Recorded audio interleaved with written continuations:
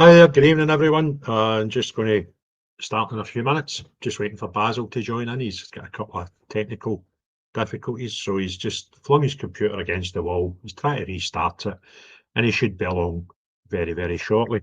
So what we're going to discuss is basically the sort of somewhat crazy. Oh, where's the microphone? Why is that not come on? Somewhat crazy news headlines we've seen over the last couple of days. Oh, there's Basil there. How are we doing? Can you hear me?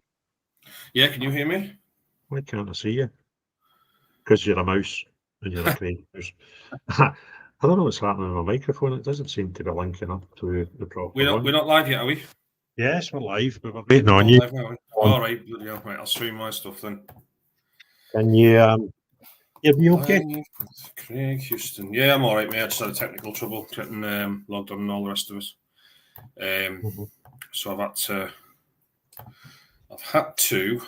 Oh, it's asking me what orientation I want to stream. I've never been asked that before. I had to go and get a different laptop. I can't get the one I was using to log on. I don't know why. So Did anyway, you just pull another one out the drawer as you would with a pair of shoes? That's generally the way it works in the House of Mouse. Yeah, I've got a million laptops in the drawer, and I just pull a spare one out. No, I had to dig my old one out, the one that I stopped using because I just couldn't get logged on. I'll have to work that problem out later. You know what it is, Craig? The professionals in this industry, they prepare for this stuff. Whereas me, I set an alarm with 5 minutes to go and then go, right, now I'll start getting ready. I'll get a drink of water and I'll sit down. Or you don't set the alarms and I just go, oh dearie me, it's 7:53 and we've got a live to go at 8 o'clock. So maybe, but anyway, it's good to catch up because I've not been doing the lives as much as I was doing in the summer. And I kind of missed them.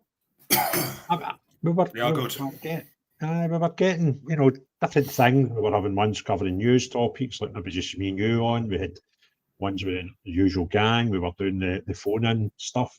And it was getting a bit of traction. And then, I don't know, I went on holiday. I think that's what it was. And it sort of got me out the stride. So I'm just trying to get some, get into the head that you do 2 or 3 a week, because I certainly enjoy them. So anyway, thanks for coming on tonight. And what I spoke to you about earlier was I think there's just been a hell of a lot of news over the last couple of days. And it's getting mental. So I kind of put the top 3 on the thumbnail. But what's been the biggest story for you over the last 24, 48, 72 hours? Oh, the biggest story. I think... I mean, look, the most interesting one that's going to get the most headlines is obviously the issue with the prisoners escaping. But for me, the biggest story is the one that's about to come, which is the budget. And I know most people find, look, I'm the same, right? You find economics boring. But what's about to happen in this country could cause civil unrest. And I'm not kidding. Yeah. Because when the one thing that keeps people from truly tearing this country apart is that they can still go out and get money and come home. And there's areas of this country which are untouched by many of the problems that we experience. But the truth is the Labour Party now are apparently, determined to become the most unpopular party in history, the most unpopular government I've ever known.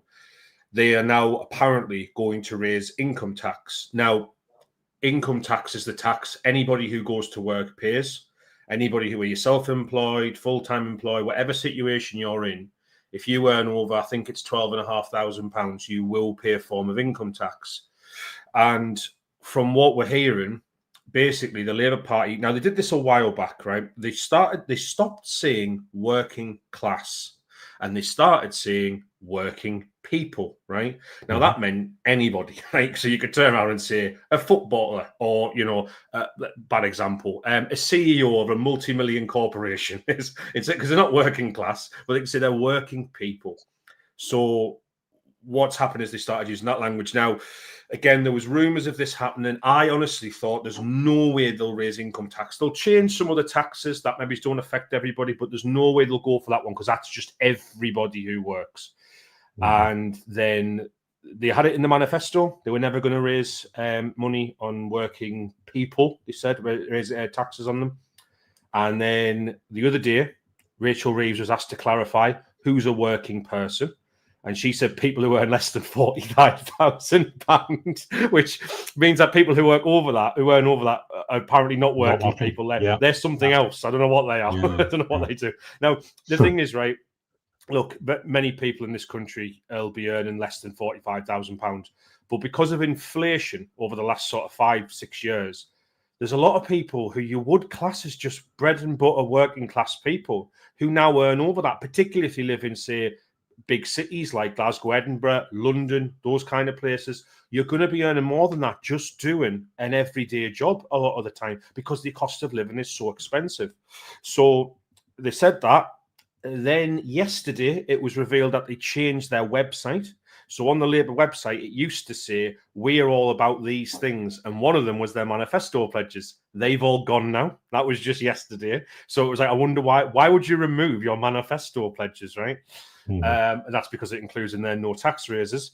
And then finally, Rachel Reeves was asked directly about this, and she refused to answer the question.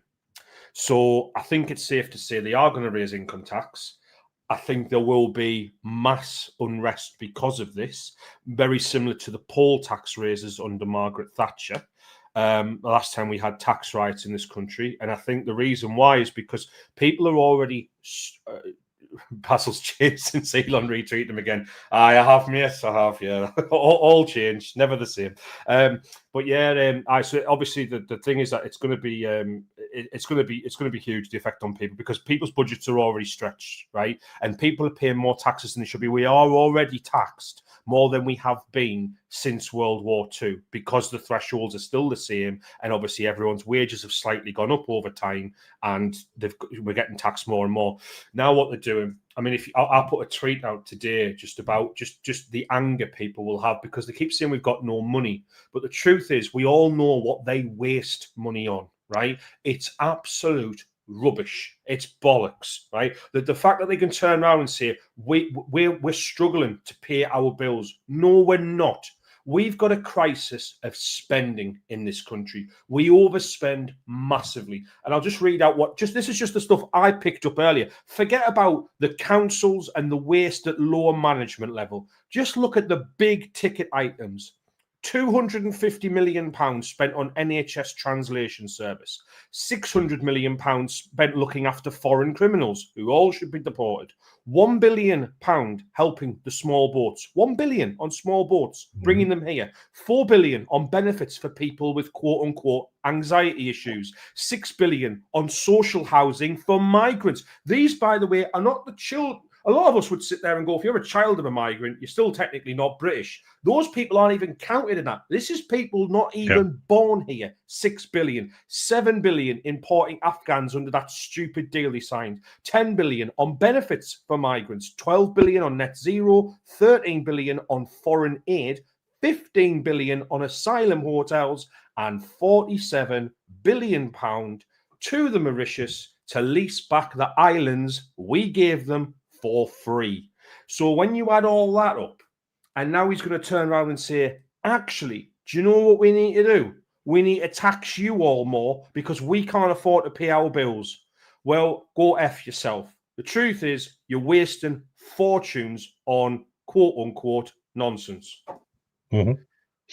Yeah, before I forget, Kev's just shouted in with some chat, and somebody asked me if I've got Kevin's hoodie on. No, I've not got Kevin's hoodie on. This was a hoodie given to Kevin for me up in Aberdeen when I was on holiday, and there was a protest on, and I met Kev for the first time since today, and I got my hoodie. But my hoodie's better because I've got some personalisation on the back that I'll maybe show us later on. So, no, I never stole anybody's hoodie. And it was good to see Kev today. My wee 68-year-old auntie was up at court under a charge of assault with racial aggravation, aggravated by race. It was an absolute disaster, and she's been given another 2 dates to appear at court. So I don't want to talk too much about that, but me and Kevin along to the Sheriff Court in Glasgow today, and I could probably do a video on what I seen not even talk about Mantis Cave. It was just nuts. So anyway, it's no Kevs. Didn't steal his hoodie, and thanks to Stevie and all that, the boys up at Peterhead United. Save our kids. Anyway, Nice. so the tax thing, that's probably going to be, I would imagine tax is probably the one thing that is high up, if not at the top of everybody's do not do if you're a government list, right? Mhm. Everybody hates it. Well, that's not true. People that don't work, it doesn't matter. And there's not that many of them. And a lot of people are even retired because of the changes to so many things with income. You know, they pay some sort of tax as well now, a hell of a lot of them. So the only people that don't care are the people who are on benefits and don't work. So, you know, it doesn't affect them. But it's got to be right up there. There's a no Basil with one of these horrific things that just pisses people off when the government play about it. Yeah, and you've got to remember that the government, what is their goal? Because it's clearly not to get re-elected. No one's getting re-elected on the back of tax raises, right? Nothing's improving in this country. It's only getting worse. And especially when you've clearly got the migrant crisis alone, that you've got to look at that and go, this is not going to go down well. People know we're paying for them to stay here. This is public record. And yet they're just going, well, we're going to charge people more and more and more in the hope that we can get them to pay for everything. We've got to pay for all that crap. It makes no sense to me. But the question I would ask is, what's the goal of the government? Because the Labour Party MPs are going to have to vote this through, right? So they must be asking, what's our end goal here? What are we actually trying to do? Are we trying to ensure the Labour Party never gets elected again? What are we trying to do to the country to make it a better place to live? Are we just trying to piss off everybody? I mean, it's a genuine question that's worth asking. So I don't know if it's going to pass, but my God, there's going to be uproar when this happens because, again, people are squeezed enough as it is. These are hardworking people who watch their taxes get pissed away on all sorts of vanity projects every single year. And again, I mean, why would you want to pay taxes in this country when you know how much of your money gets wasted on things you don't want? You know, say we can literally see, I'm right now, right? Me as a British taxpayer is paying to import rapists and paedophiles into this country. Let's get it right. We've seen evidence of it up and down this country. I put a tweet out today saying the most common headline I see at the moment on newspapers is migrant rapes British woman. It's constant. It's every single day. And it's usually an illegal. And you sit there and go, well, why are we paying for this? I mean, Rupert Lowe turned around yesterday and pointed out with his Restore Britain thing, he pointed out exactly how many people we're currently paying for in London to do nothing. They've came here from abroad as a legal migrant. They've decided, I don't want a job. I'm going to sit on the social, sit in a social paid for house. They weren't even born here. You can have an argument about the ones who were born here, who the sons or daughters of migrants, migrant couples, etc. And, you know, we can have a debate around that. I get that. There's very strong opinions on all sides. I'm not here to do that right now. I've got my own, obviously, but that's not what we're here to do. But we should all be able to agree that people who weren't born here shouldn't get to live here for free. They should have to work. And yet, again, it's not that they're not doing anything. It's not even like neutral, like, okay, I'm not contributing, but I'm not taking. They are all taking from the pot. This was invented, the welfare state, to help British citizens who had fell on hard times so that they didn't go into abject poverty until they could get themselves back on their feet. Or if they have long-term medical issues, to look after them so that they weren't in abject poverty for the rest of their lives. It wasn't to look after Eritreans, Afghanis, Saudis, Algerians, Albanians, and so on. They have their own countries to sort that stuff out. Yeah, I think, you know, if the government were to say to us, look, we're going to build some mega nuclear power plants, which will give us sustainable, cheap, and, you know, relatively clean energy, and we're going to build them over the next 10 years, so we need to put a new thing in for X, or we're going to give you a massive super duper rail line, the length and breadth of the country, so we need some more money for that, or we're going to super modernise the NHS, and there's going to be some heavy pills to take in the first couple of years, so we need extra money in to do X, Y, and Z over the long term. Then you can buy into that. But when it's just the list that you've basically read out, where it's funding people from other parts of the world, it's kind of bonkers. And you can, how can you sell that? What do you say to people? See, when you take some money off someone, a normal transaction would suggest you give them something back.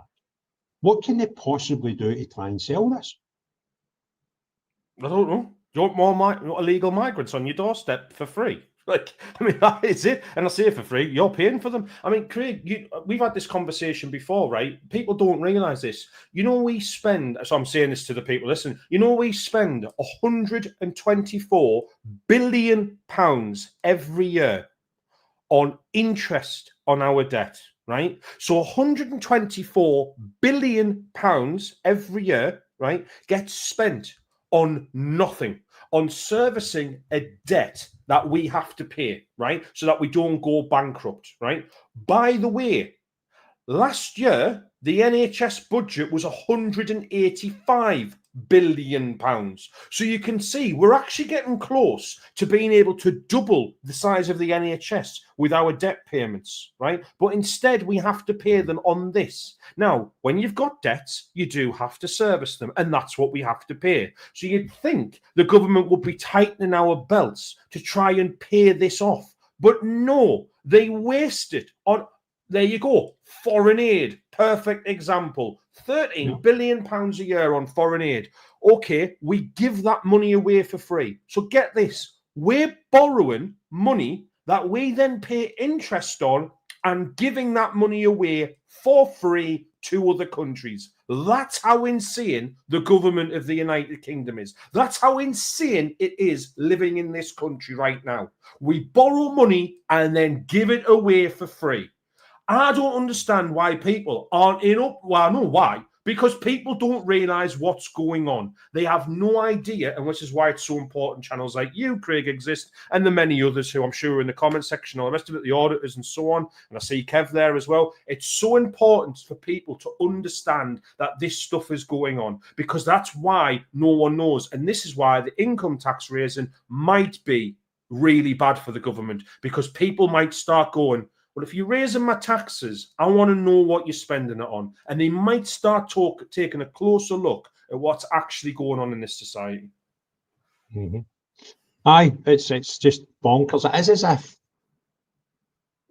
you know, as soon as you come in the door, the first thing that you got, even the lefties upset, right? And where I'm at just now, I was talking to somebody about this over the weekend. I says, the first time in my adult life that I've noticed it, everybody's unhappy. You know, because generally you'll have, you know, somebody that's right of centres in government, so people right of centre are a wee bit happy, and if it's the left's turn to be government and make an arse it, then you know, you get a certain amount of people on that side. But they're all raging as well. Do you know what I mean? It's just like they've managed to upset everybody, bar the total cult members that, you know, can see no wrong, but normal thinking-minded people, they're actually pissing them off. There's people on the left believe that there's a two-tier justice because people that wear Free Palestine Action T-shirts get arrested, right? And they think that's the end of the world by people just deliberately going out the house to break the law, right? So they you know, they're unhappy, and as they do these things like tax and stuff, as soon as they come in, remember the first winter, we'll just do away with the heating payments that we give all the old folk. We'll just stop it, right? Mm-hmm. And like, it must be the most un-Labour thing a Labour government's ever done. Well, Craig, you've got to remember that on the left as well. I mean, they're all switching to the Greens now. The latest poll that came out, the Labour Party is in 4th place. Wow. It goes Reform, Greens, Conservatives, Labour. That's how bad things are going for them, right? Keir Starmer is now the most unpopular Prime Minister since records began, right?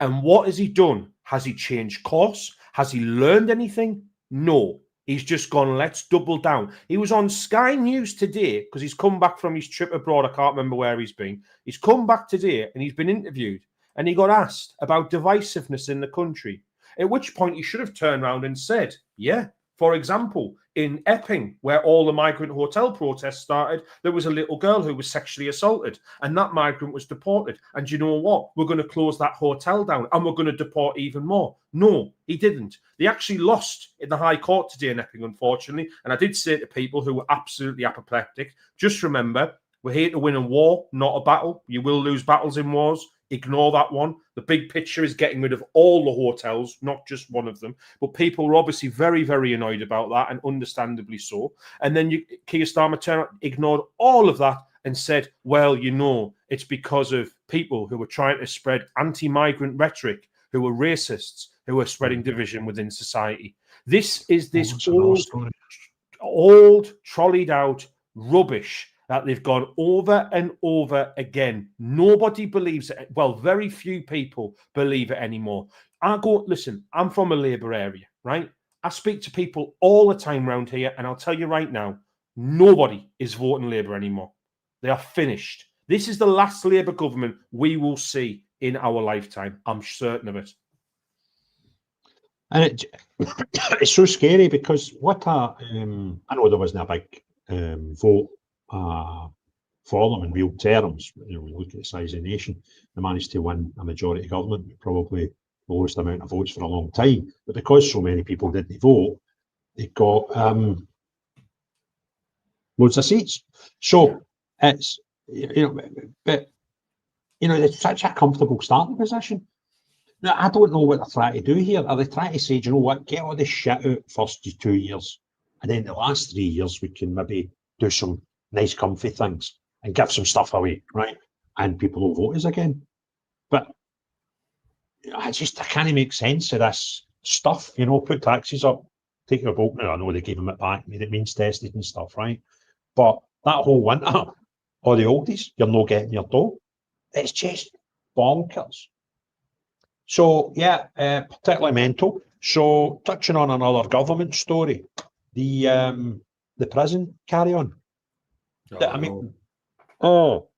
So I heard it live. I was watching. I was listening to the questions last week when the way the Tory guy was asking the questions. I was in sales for a long time, so you kind of learn what sort of questions and leading questions and stuff. And it certainly sounded to me as if he was trying to lead them down a path where he would say, "Look, we've not had any more releases by mistake since the Epping Hotel gang." Right, that's what he was trying to get to. We must have asked him about 4 times, and he would just go off in a tangent and just not answer the question. I thought he's deliberately trying to get him to say there has been none. Or there has been, and I'm going to tell you. So if he'd answered yes or no, he couldn't have lost. That's kind of where I saw the conversation going. And I thought, oh, where's what's happening if he says yes? He's got to explain it. And what happens if he says no? Then the guy's going to pull out a wee joker at the back. So I kind of seen it in play, and I thought, he knows something we don't. So anyway, Lammy wouldn't answer the question. Within, I think it was half an hour to 45 minutes, the story came out that there was another 2. One of them was a British prisoner, and one was another migrant asylum seeker that would let out. And then we got up to today, and there was a revelation that there was 262 in the last full year where we counted it. That was March to March. But from March up until now, there's been 92. Right? Mm-hmm. This is, we probably don't have people operating the gates to let prisoners out Saturdays and Sundays, I'm guessing, right? So we're only talking about 5 days out a week where you could potentially let somebody out by mistake, right? And I still can't comprehend how you actually can get somebody out one of the most secure buildings in your town by mistake. The vast majority of them are because we've relaxed the laws around sentencing, so they get put in open prisons. These were designed for fraudsters and stuff, where we let them go home on weekends and stuff like that, but they have to report to prison, and then they're just absconding. And what we've done is we've given it to migrants who don't play by the rules. So that's what's happened in a lot of these cases. Again, we suffer from this idea that we're all the same people. We're not. Okay, we are not all the same people. We've got laws designed for British people who grew up in a certain section of the world with a certain section of standards and culture and all the rest of it, and then we've applied it to people from third and second world countries and said, good luck to you. Do you know what I mean? And this is why we've ended up in this mess. Mm-hmm. Yeah, and this whole story, I mean, Lammy practically had to make an apology today, but he still can't just do that. He's then saying in the, the Tory shadow ministers should make an apology as well. Maybe he's free, but I don't know. But end of the day, you wanted this responsibility. Deal with it, right? Just deal with it. But the one that got me was the first guy that was it Kabata or something? I can't remember his name. The boy for Epping. So he gets out, right? When we found out about the other two, one of the newspapers done a timeline, and the other asylum seeker. He got let out by mistake. It was a week before they told us about him, right? It was a week before they even told the police, by the way. So I'm going like that. Did it take them a week before they realised they've let the wrong guy out, right? Anyway, this guy had been released about 3 or 4 days after the first one, which was a massive news story. Now, everybody that works in that type of job would have known the story, right? The world's talking about it. These guys would definitely have heard about it, right? So about 4 days later, this other team that are, you're responsible for like getting people out, and the guys that are getting deported, we'll give you them, and you deal with them at the gate and make sure G4S or whoever take them away to deport them, right? They've done it again. It might have been 3 days, but if there's 1 week when you're not going to make that mistake, you would kind of think it was the week where there was a massive story about somebody doing the same job as you in a different prison, letting somebody out by mistake. So if you can't fix it that week, I'm kind of struggling to understand when you can fix it at all. No, agreed. Yeah, I mean, look, the point is there is a level of incompetency here that has also caused these problems. But the truth is, the vast majority. I mean, if you look at the figures, you'll notice since the Labour Party took over, it's like it's gone up. Basically, the numbers have skyrocketed. Now, to me, I think it's appalling that anybody absconds from prison. Why is that allowed? But obviously, mistakes are made. It's not as simple as they got the date wrong or whatever, and he wasn't supposed to be here. But the truth is, this attitude we have to criminality in general in this country, which is just, we'll rehabilitate them, put them in open prisons. It's all cool. We'll let them go home on weekends. This is not the way you run a society. A lot of these criminals they're getting released on 40% tariffs now. 40% of their time served, not even half, and they're getting out. And what they're saying is it's because that we've got we've got prisons that are full, which is absolute nonsense, because GB News did a story just yesterday saying there are 3 prisons currently sat half empty. Here's a wild idea. Instead of letting prisoners out early, why don't we build some more prisons? You know what I mean? If we've got a massive resurgent population, obviously we can't exist with prisons that were built for the 20th century. We need to get some more.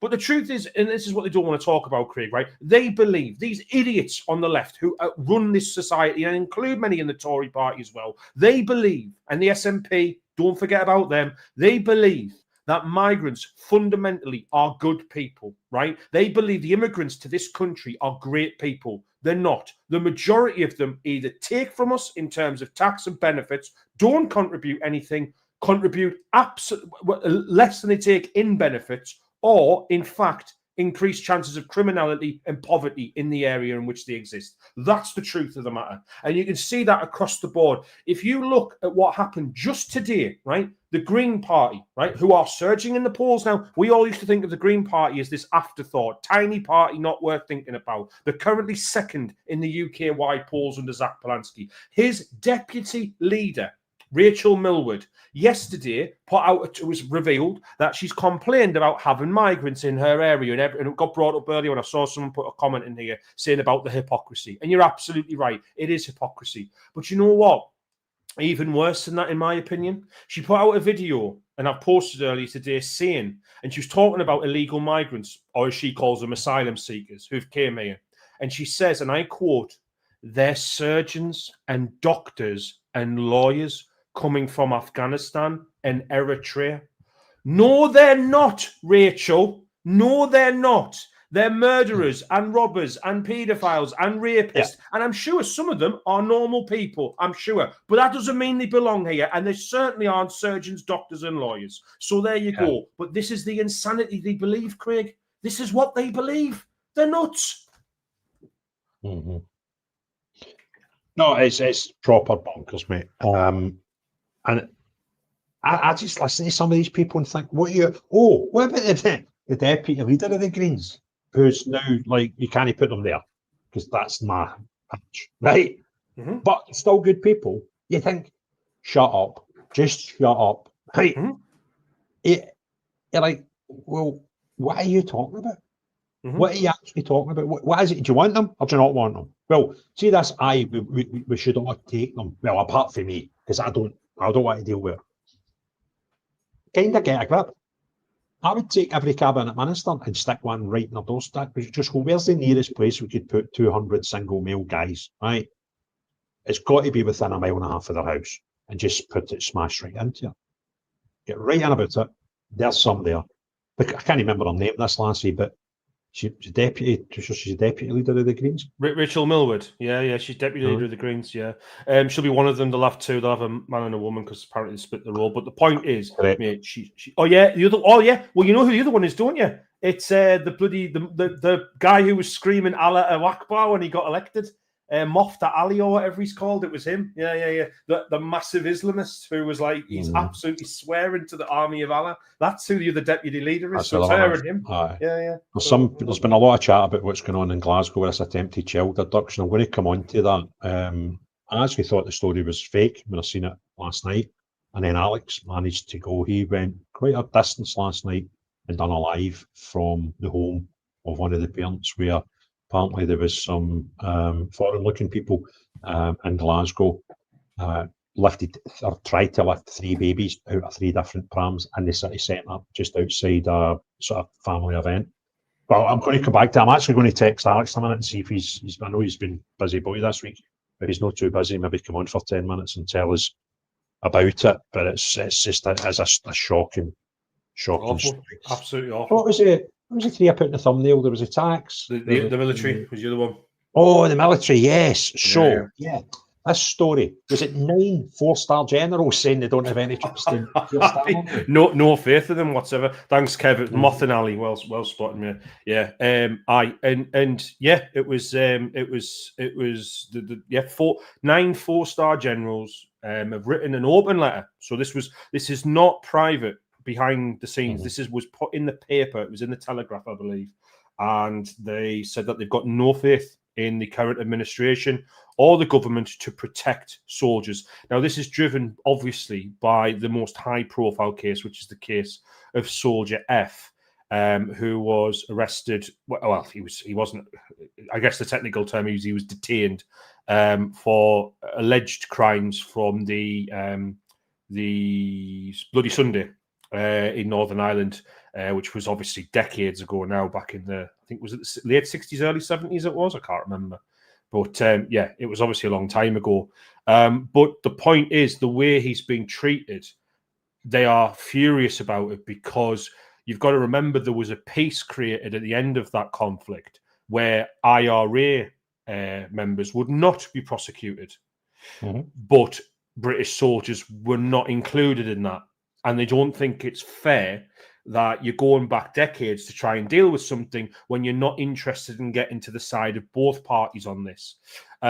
Look, I think that the whole affair when it comes to things like Northern Ireland in particular, but also other operations as well, I think what you find is that there was a lot of young men that were put in these horrific situations where it wasn't a case of executing people point blank range and stuff. It was confusing situations where whether gunfire should have been used or not is up for debate. But the point is, and what happened is up for debate. But the point is that can you prosecute someone if they've done something when they've been scared, etc., or not meant to, or whatever the situation is, without prosecuting the commanders who put them there, the people who orchestrated this situation, the politicians behind it, and so on, right? So it opens a massive can of worms.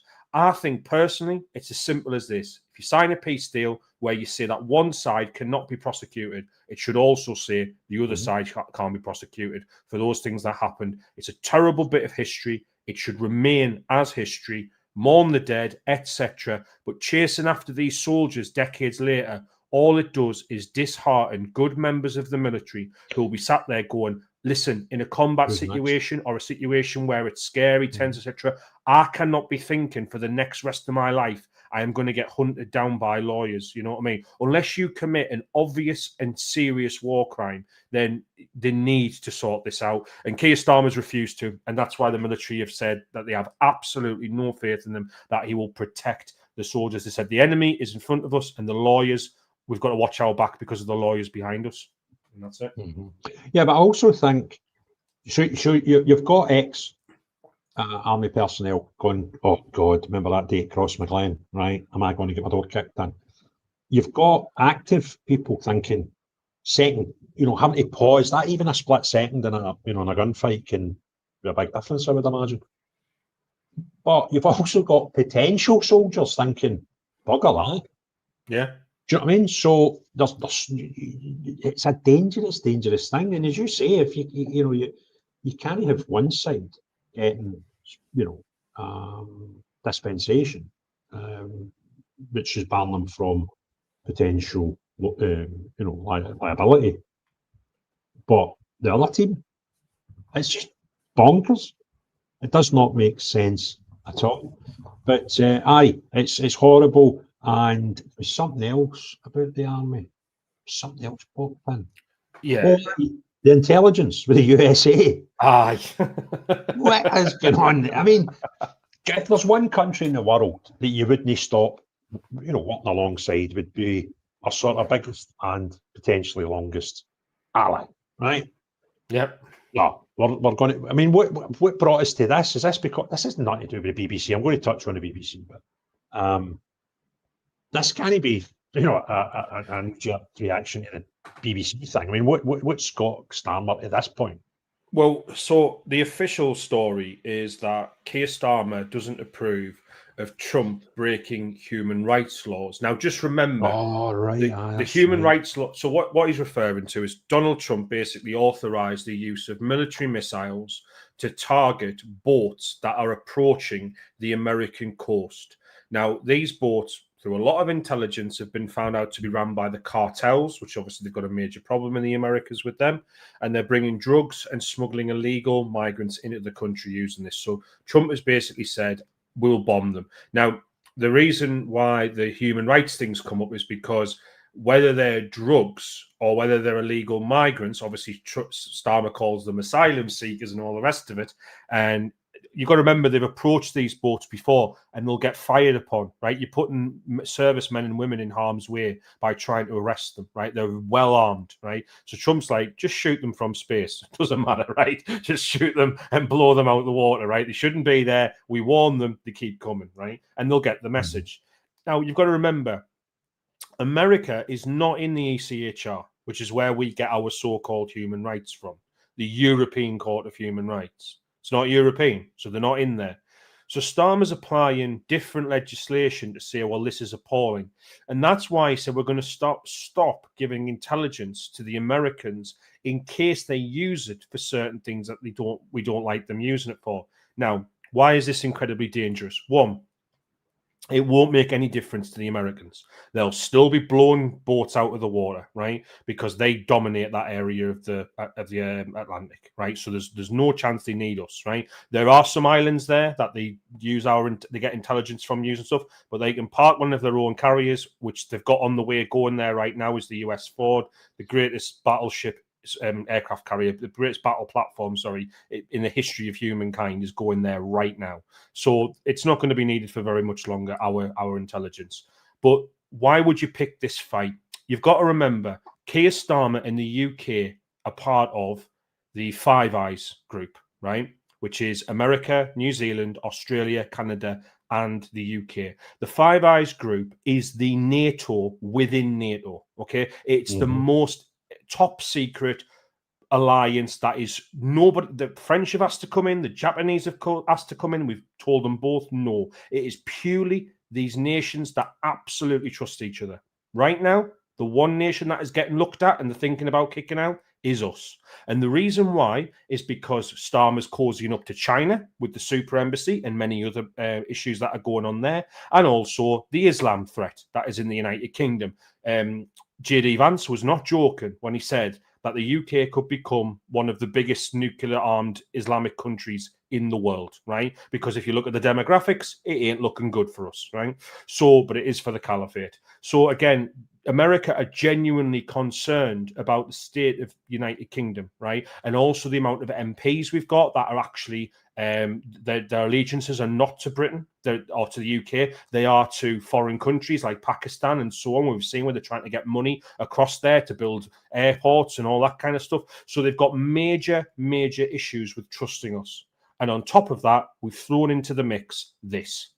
So Keir Starmer has picked a fight with the most important, powerful country in the world, and it ain't going to end good for us. We are going to become more and more isolated. And remember, as globalism ends, we need America a lot more than it needs us. Mm-hmm. Yeah, but this thing about the not sharing intelligence anymore with America, right? That came after the open letter from these generals. So what got to them? What was the final straw with these guys? It was the treatment of Soldier F.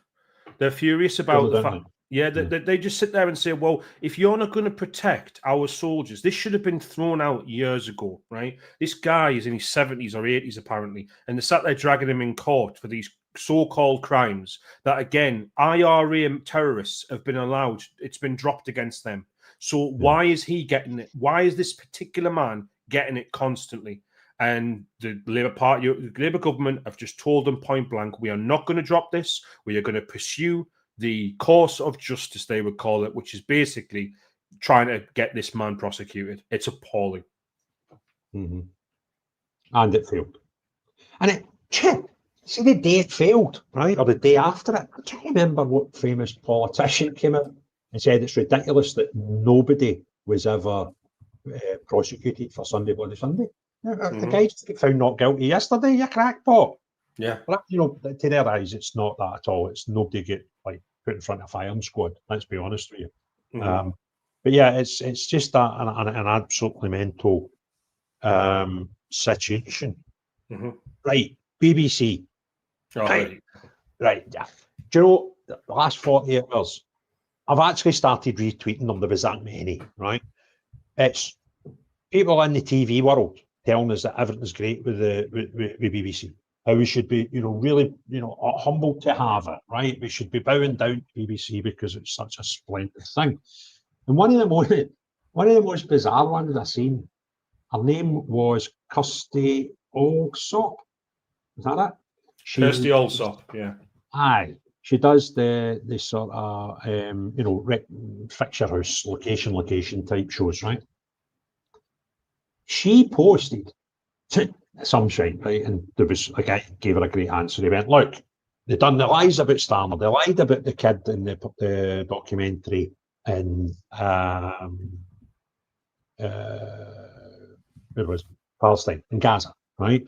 They lied about that. He gave them a list. She gave a list of about 4 or 5 stinking things that the BBC have done.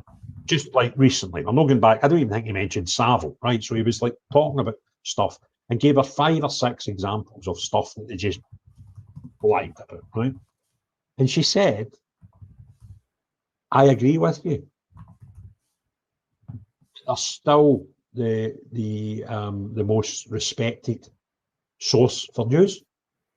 They do not spread misinformation. That was it. At least they don't spread. I agree with every word that you've said, but they don't spread misinformation. And you're like, but you've just agreed that all these things happened, which is misinformation. And I thought, she's technically true, because they don't spread misinformation. They can create misinformation, right? And that's kind of it. So, but this whole, I think somebody put a memo out and said everybody that works in the TV must just tell the world, go to Twitter and just talk nonsense and tell everybody that the BBC is great. Right? And you're like, how insane are these people? And there's not one that I've seen where negative comments haven't been at like 80-90% of all the comments. You think, what are you doing? Are these people just totally thick, right? Totally blankered? Or are they just part of this movement to try and, I don't know, maybe convince some really thick people that the BBC don't spread misinformation and are impartial? I think the problem with the BBC is that they are the epitome of everything that's gone wrong in this country from a media perspective. When you consider what the BBC used to stand for and what it was founded on, the principles it was founded on, when you think about that, that represents what this country used to be, right? And what the BBC has become is what this country has become, which is washed out, lazy, incredibly biased, happy to pump out propaganda, keep people silent over the real problems, and just constantly tell people immigration is fantastic for this country. Left is the way to go, all that nonsense, right? And if you look at how far it's fallen as an institution, I mean, the biggest one for me was over Brexit.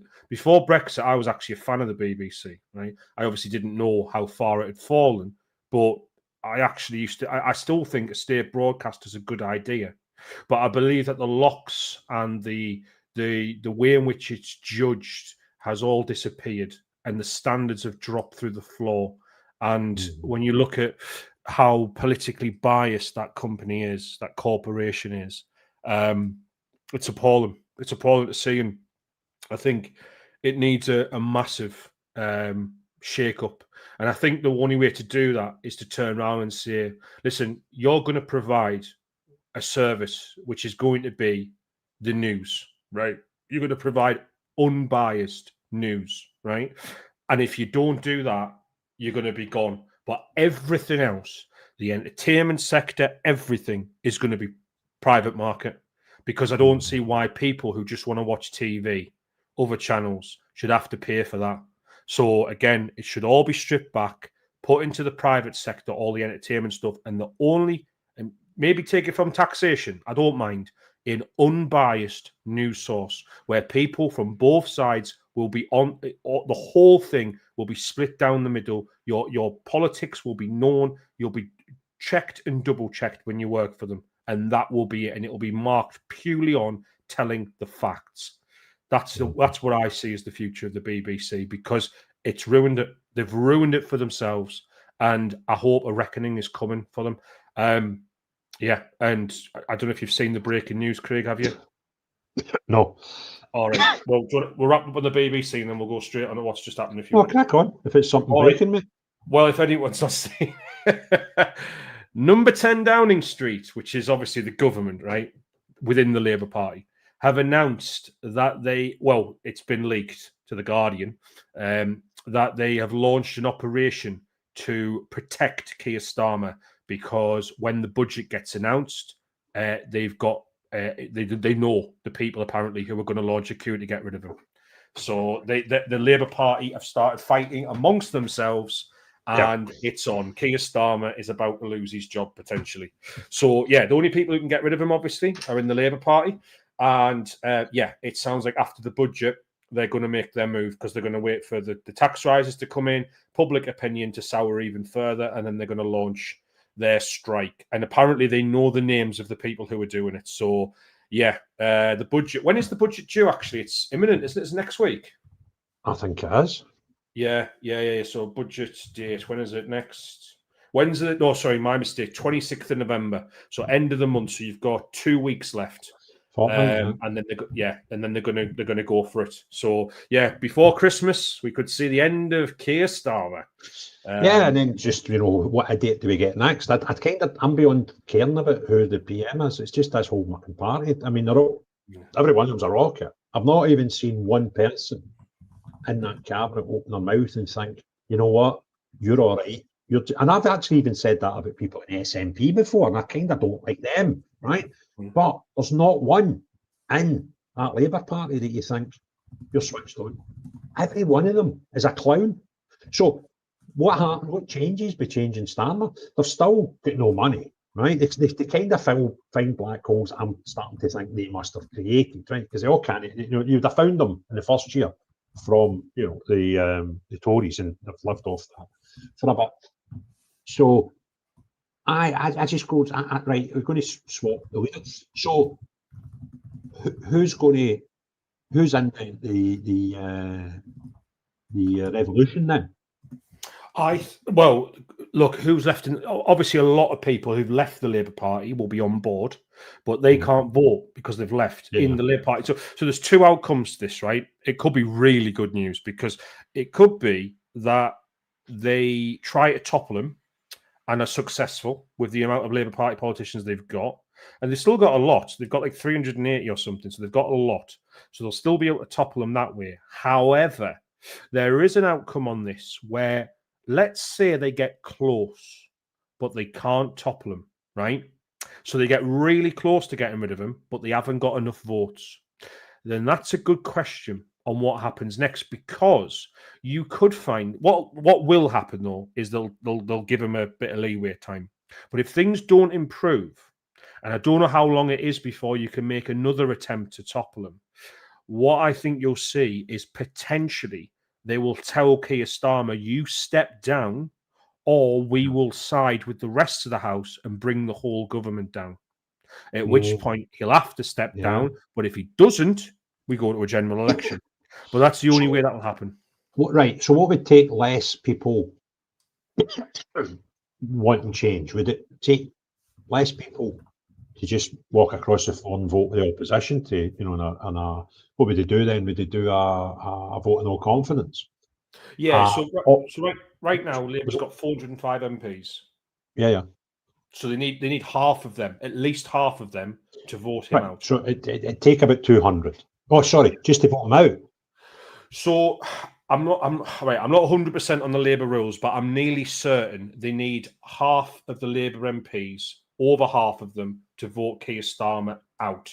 Right, so that's taking 200 and something, right? Aye. How many would need to cross the floor to give the opposition a majority? Oh, that is a good question. Well, the 650. Oh, but yeah, see, it gets complicated because Sinn Féin don't take their seats. Right. So you're talking, they've got a majority of about 90, I believe. Right. So, so you're only talking about 40 odd. No, you'd need 90. You need 90. They've got a majority of 90. Yeah, so they'll get 90 more than the rest. So if 10 go, that majority. Oh, right. Sorry. I see what you're saying. Yep. Sorry, my mistake. Terrible at maths. Yep. Yeah. So hang on. How much is Labour's? We need about half of them to move. Yeah. And then, so it would be easier just calling a vote of no confidence. And that happens because we tried it up here last year, where we used SNP with vote of no confidence in Hamza Yousaf, and he never let it get that far because he walked anyway. But and the rules are for no confidence. It's an automatic election. No, it's not. That's not true. Yeah, is that right? So what happens in the UK government when there's a vote of no confidence that passes? Well, there's just a general election. Do you think Labour Party are that brave though that they would go that far? Because you've got another 4 years of 90 grand a year. Yes, that's what I'm saying. It's very unlikely it's going to happen. But what I'm saying, so this is the only way it could happen, right? They've got a working majority of 156. Tills is saying. So I'll take your word for it, mate, because I don't know the maths. Because obviously Sinn Féin don't take the seats, and then the Speaker doesn't get a vote, and then obviously there's been by-elections since then. So let's say 156. Okay. So basically, just simple maths. They need 80 to cross the floor. Okay. So what would have to happen? I think the only way you get a general election early is this. The Labour Party said they want to topple Keir Starmer, right? Keir Starmer says he wins just, okay? They can't get rid of him just. So he gets to stay. They all say, we're not happy about you staying. And yeah, we did lose, but we're still not happy and we don't support you anymore, blah, blah, blah. They realise, obviously, it's harder to get him out of the party in the Labour Party than it is to topple the government down. Because as you said, they don't need the 200, they only need 80, okay? So they get 80 people who say, listen, we're going to vote with the rest of the House and topple this entire government unless you leave. And then Keir Starmer says, no, and then they go through on the pledge. Now, see, the thing is, if that got to that point, I think Keir Starmer would just leave. Because I think it would be like, well, look, I'm going to give the government to probably be reform, won't it? So it's like, would I rather the Labour Party keep it for a bit longer or whatever? I don't know. But I imagine there's a lot of hurdles to get over to get to that point, and obviously a lot of egos are required and all the rest of it. So who knows? But the truth is, the Labour, Keir Starmer, I cannot see him being the Prime Minister come the next election. I just can't, because there's too many people who are furious with his performance within that party, and they're just going, we want to get rid of him. Now, the most likely outcome is they change the leader. They change the leader and they keep the Labour government. That way they all keep their money, they all keep their income, but they get a new leader. And that's what I think will happen. Yeah, interesting. Right, I want to tell you about me today. Go on then. My 68-year-old auntie, who can hardly walk, and is quite small, and was at court today. She pled not guilty to the charge a few weeks ago. And this was meant to be her first day of hearing, and it didn't turn out like that. She was alleged to have, she was charged with allegedly assaulting someone who she describes as a shoplifter, and she has been charged with racial aggravation. So it's a racial assault, right? And I spoke to Kev last night. He went up to the moor. I told him he jumped in the train and came to Glasgow and came to court with us and moved to support.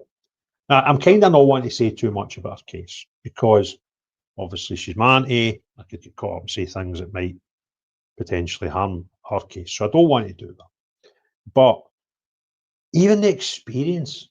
Now, I've been at court a couple of times for my own stuff, which all I'll say about that just now is I was meant to be at court on Friday for my own plea, which is bizarre because I was charged nearly 6 months ago.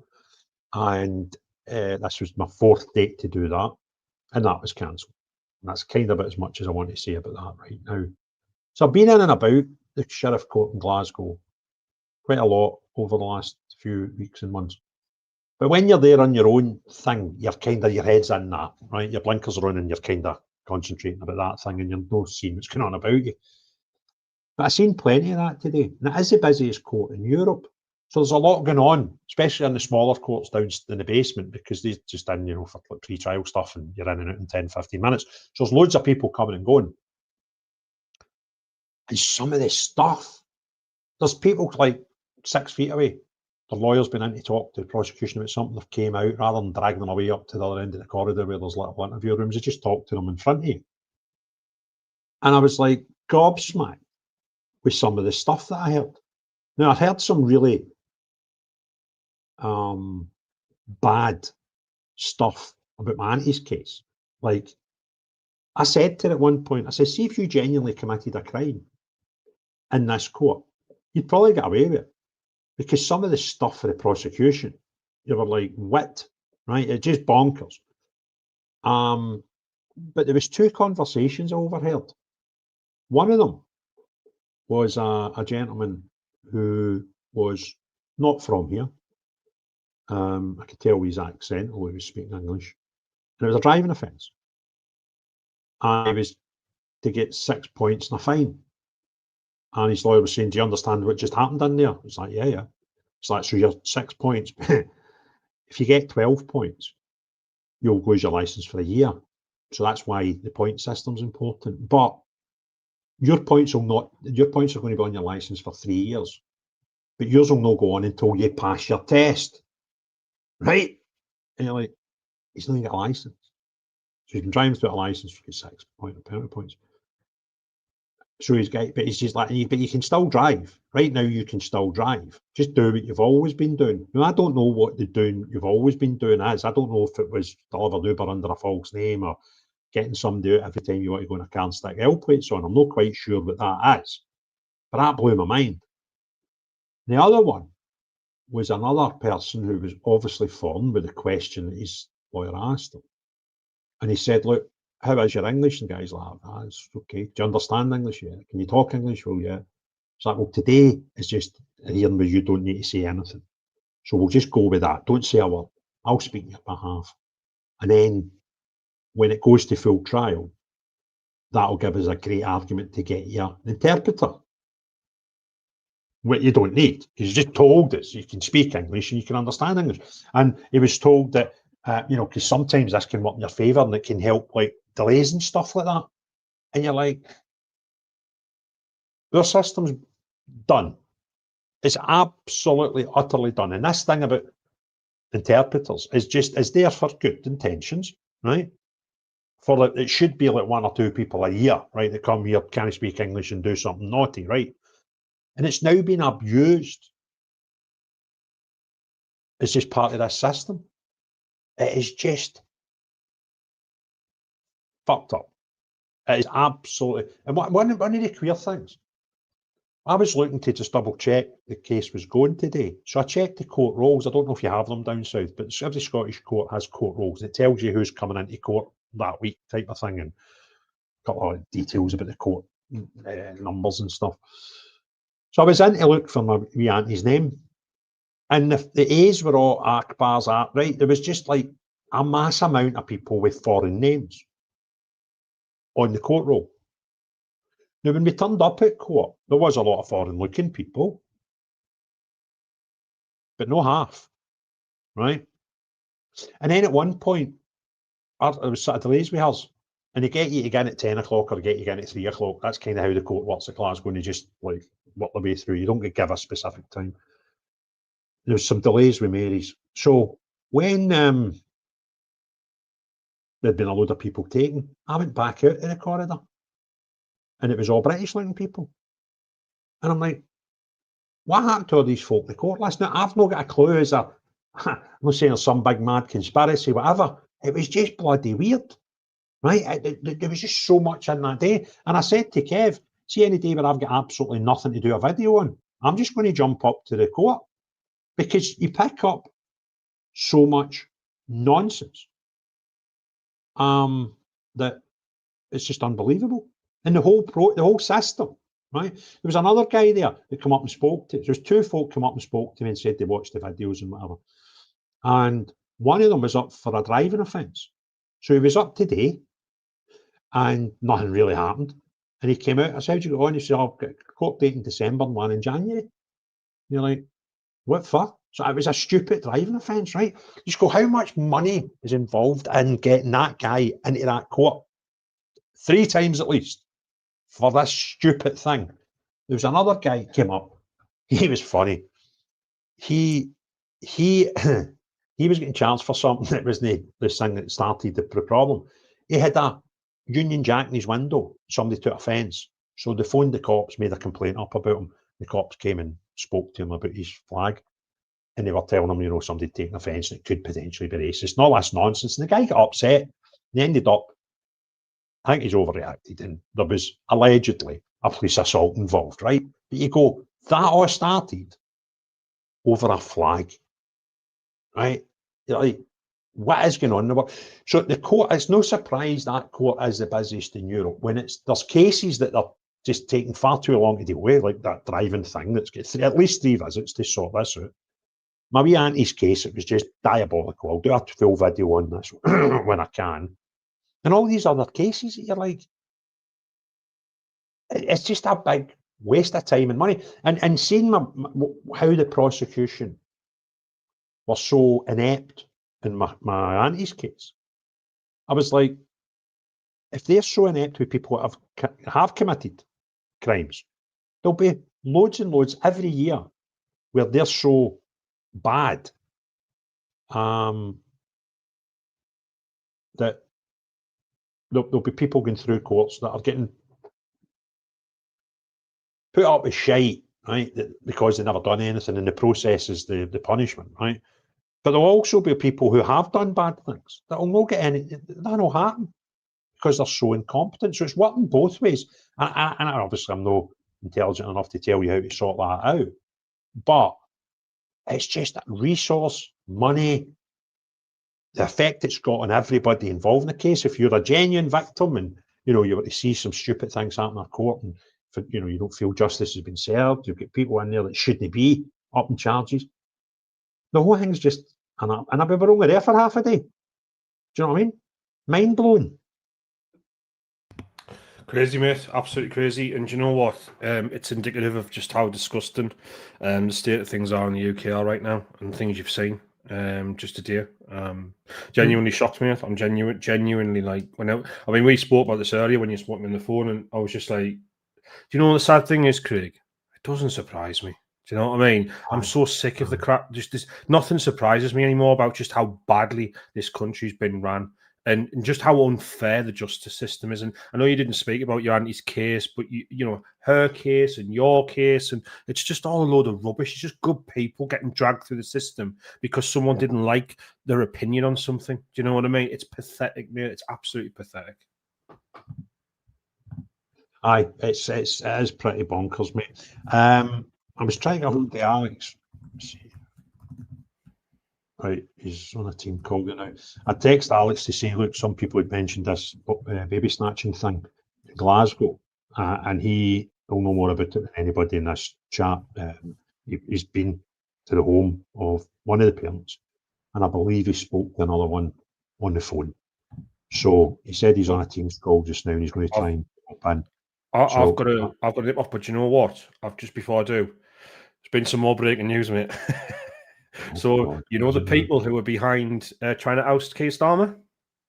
Yes. Right. I was thinking it would be backbenchers who were trying to do this. It's no backbenchers, mate. It's people in the government. Aye. So it's Shabana Mahmood, who is the Home Secretary. He appointed her as Home Secretary. Yeah, just gave her a job. Aye. Health Minister Wes Strayton and Environment Minister Ed Miliband. He fancies himself about something important, doesn't he? So there you go. Strayton, Mahmood, and Miliband are all trying to get rid of Keir Starmer. So it's over. It's over for him, right? It's absolutely over for him. You know what I mean? So yeah, go GG Keir Starmer. Bye bye. You're finished. Genuinely. Mate, honestly, if those three want rid of him, he's gone. He's got no support. That's it. It's over. So, right. Are you on a time schedule, by the way? I can stay for another 10 minutes. Right. Teacher, the reform story for the Labour Council down south, disciplined her. Now, this isn't a new story. I don't know how I missed it, and I don't know why it's sort of re-energising today, but I saw a tweet about this.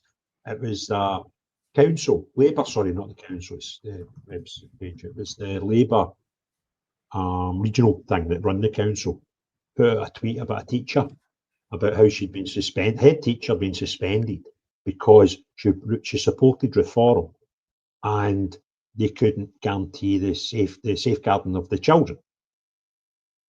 And you think, I don't know. Me and Alex were in this primary school a week ago that had 24 unvetted asylum seeker males in a primary school, in a class off the main reception where the library and the gymnasium is, being taught how to speak English without PVGs, right? Nobody thought for a minute that was a safeguarding issue. But that, now, you know, I'm not a reform fan, far from it. But a teacher being a supporter of reform is apparently something that a Labour council couldn't guarantee the safeguarding of the kids at a primary school for. Now, have I missed anything in that story? No. So yeah, when they've gone for the teacher, it's a pure political stunt. This is Basildon Council you're talking about, isn't it? Mm-hmm. Yeah, it's disgraceful. I mean, the way they ran down there is horrendous. The guy who runs it, Gavin Callahan, he's, I mean, just terrible. And obviously they had the run-in with Sam Journey recently, a reform councillor down there who did nothing wrong. His charges have been dropped against him, but again, they had a witch hunt against them for nothing. So yeah, they're just a really nasty regime that's down there. And I say that knowing full well that they could come back to me on that. And you know what? If they want to, fair enough. I would love to speak to Gavin Callahan. I would love him to explain some of the things he's done, like saying that he, checked out postal votes on the day of an election when you're not allowed to, and then made a video about it, which you're certainly not allowed to, and some of the other things that he's done. So yeah, I mean, I think it's indicative of many councils across the UK where we've got very arrogant people who think that butter wouldn't melt and they can get away with doing anything. And yeah, that's the situation we find ourselves in, unfortunately. It's just bonkers, isn't it? It's politics, mate. It's politics. It's real politics. Unfortunately, it's got some really nasty people get attracted to politics because they get off on the feeling of power, and that's why I've said for a long time when about you've heard it happen. Craig, people said, oh Basil, would you ever run and stuff like that? And I'm like, I'm not the right type person to run for politics. We need better people than me. Okay, and we need better people than many of these people we've got in right now. There are good people out there who don't get to go into politics because of many things. But the truth is, unfortunately, it does attract people who are arrogant, people who are spiteful, nasty, and so on. And that needs to change if we're going to fix this country. The quality of politicians we have in this society are appalling. So, right, talk me through this Labour thing. Okay. Why have they all? Are they coming out publicly to try and make the thing happen before they need to make it happen? No, it's been leaked to The Guardian, and this is why I know it's probably true, because The Guardian, for the longest time, that's the paper that people have got friends with in the Labour Party, you know what I mean? So they've gone to them to leak it because they want to start the civil war early. So obviously, what will have happened, I imagine, is that Number 10, who are Keir Starmer's people, will have gotten wind of what was going on, and then they've realised that they're briefing against them. So you've got Shabana Mahmood, Wes Street, and Ed Miliband, who will now all be in the firing line because they found out that they're behind it. And so what they want to do is, instead of Keir Starmer confronting them, they'll have wanted to put it in the press so that it causes a storm. So behind the scenes right now, they'll all be arguing, saying who leaked it, who got on this, you know what I mean? Whereas Keir Starmer's team can sit there and go, we're not saying anything. Let's just let them work it out for themselves, what's going on. And hopefully what they're trying to do is hopefully get people to rally around the Prime Minister and say that these people are appalling, going behind your back and all the rest of it. That story was leaked on purpose by Keir Starmer's team, 100%. You think so? It's not came from the other side? No, because why would they? At the end of the day, they want to wait until after the budget's happened, so his poll numbers drop even further, and then they can turn around and say, we need to have a change because right now the public are not. I'm not convinced, because I'm not convinced that it's definitely not them. I'll tell you why. If you can win a war without the battle, then that's kind of some superb victory, right? So if they could just get it out there and that creates the hype, it might prevent them having to do what they might need to do anyway. So I kind of think it could have been. No, and I'll tell you what.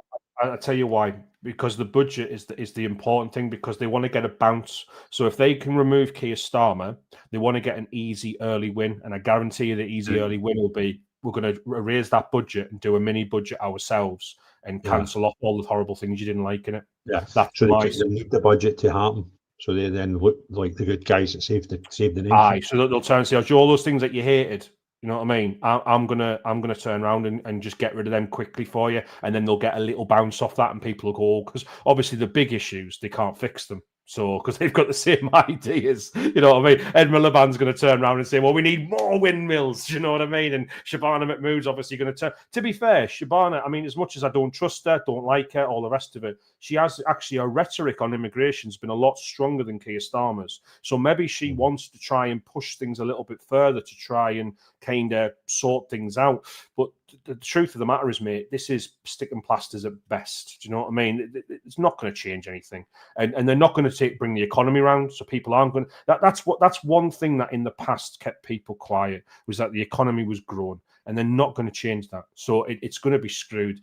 From Wes Streeton's point of view, look, I think he actually wants just basically to have power himself. I think he wants to have a bigger role than the NHS. I think the NHS bores him.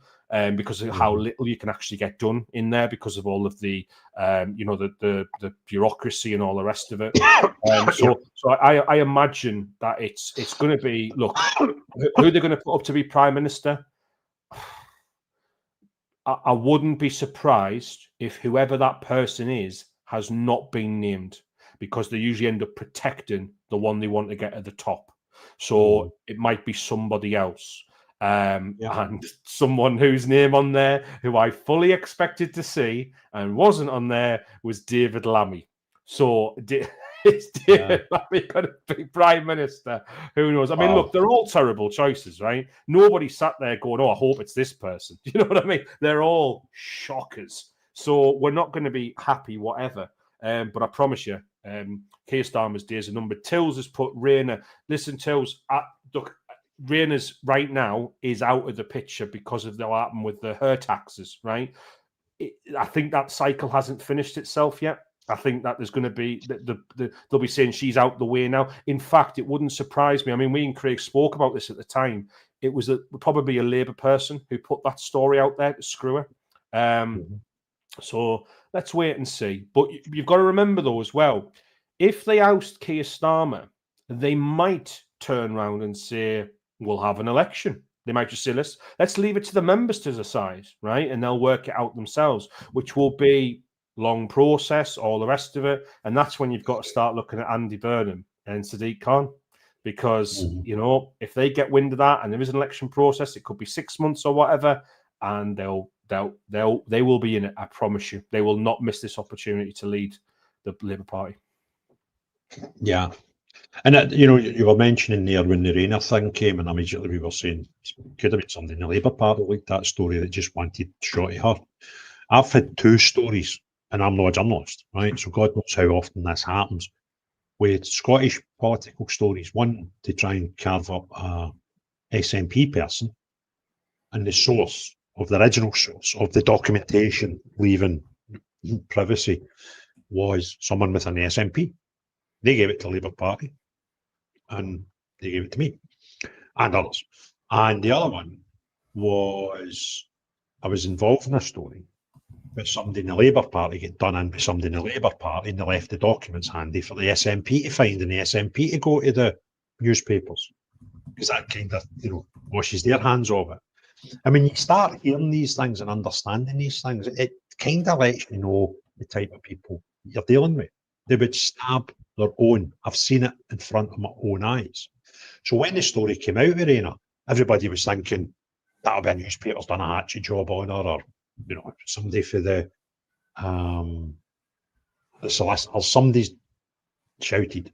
And I was like, probably as likely being somebody in the Labour Party that just didn't like her. That's horrible, because that tells you that you're not a team that's all running in the same direction. You're just a group of individuals that happen to have the same colour rosette on. And that's the most disappointing thing for me in politics, I need to be honest with you, is actually the realisation of that sinking in over the last 2 years, that this notion of there being parties, and every one of them within it would have take the sugar out your tea, right, to get one up me. And they're just, and that's not everybody, thankfully, but the vast majority of people in politics, that's what you get. They do not have standards. They don't have morals. They're inept of any discipline. And it's just what's in it for me.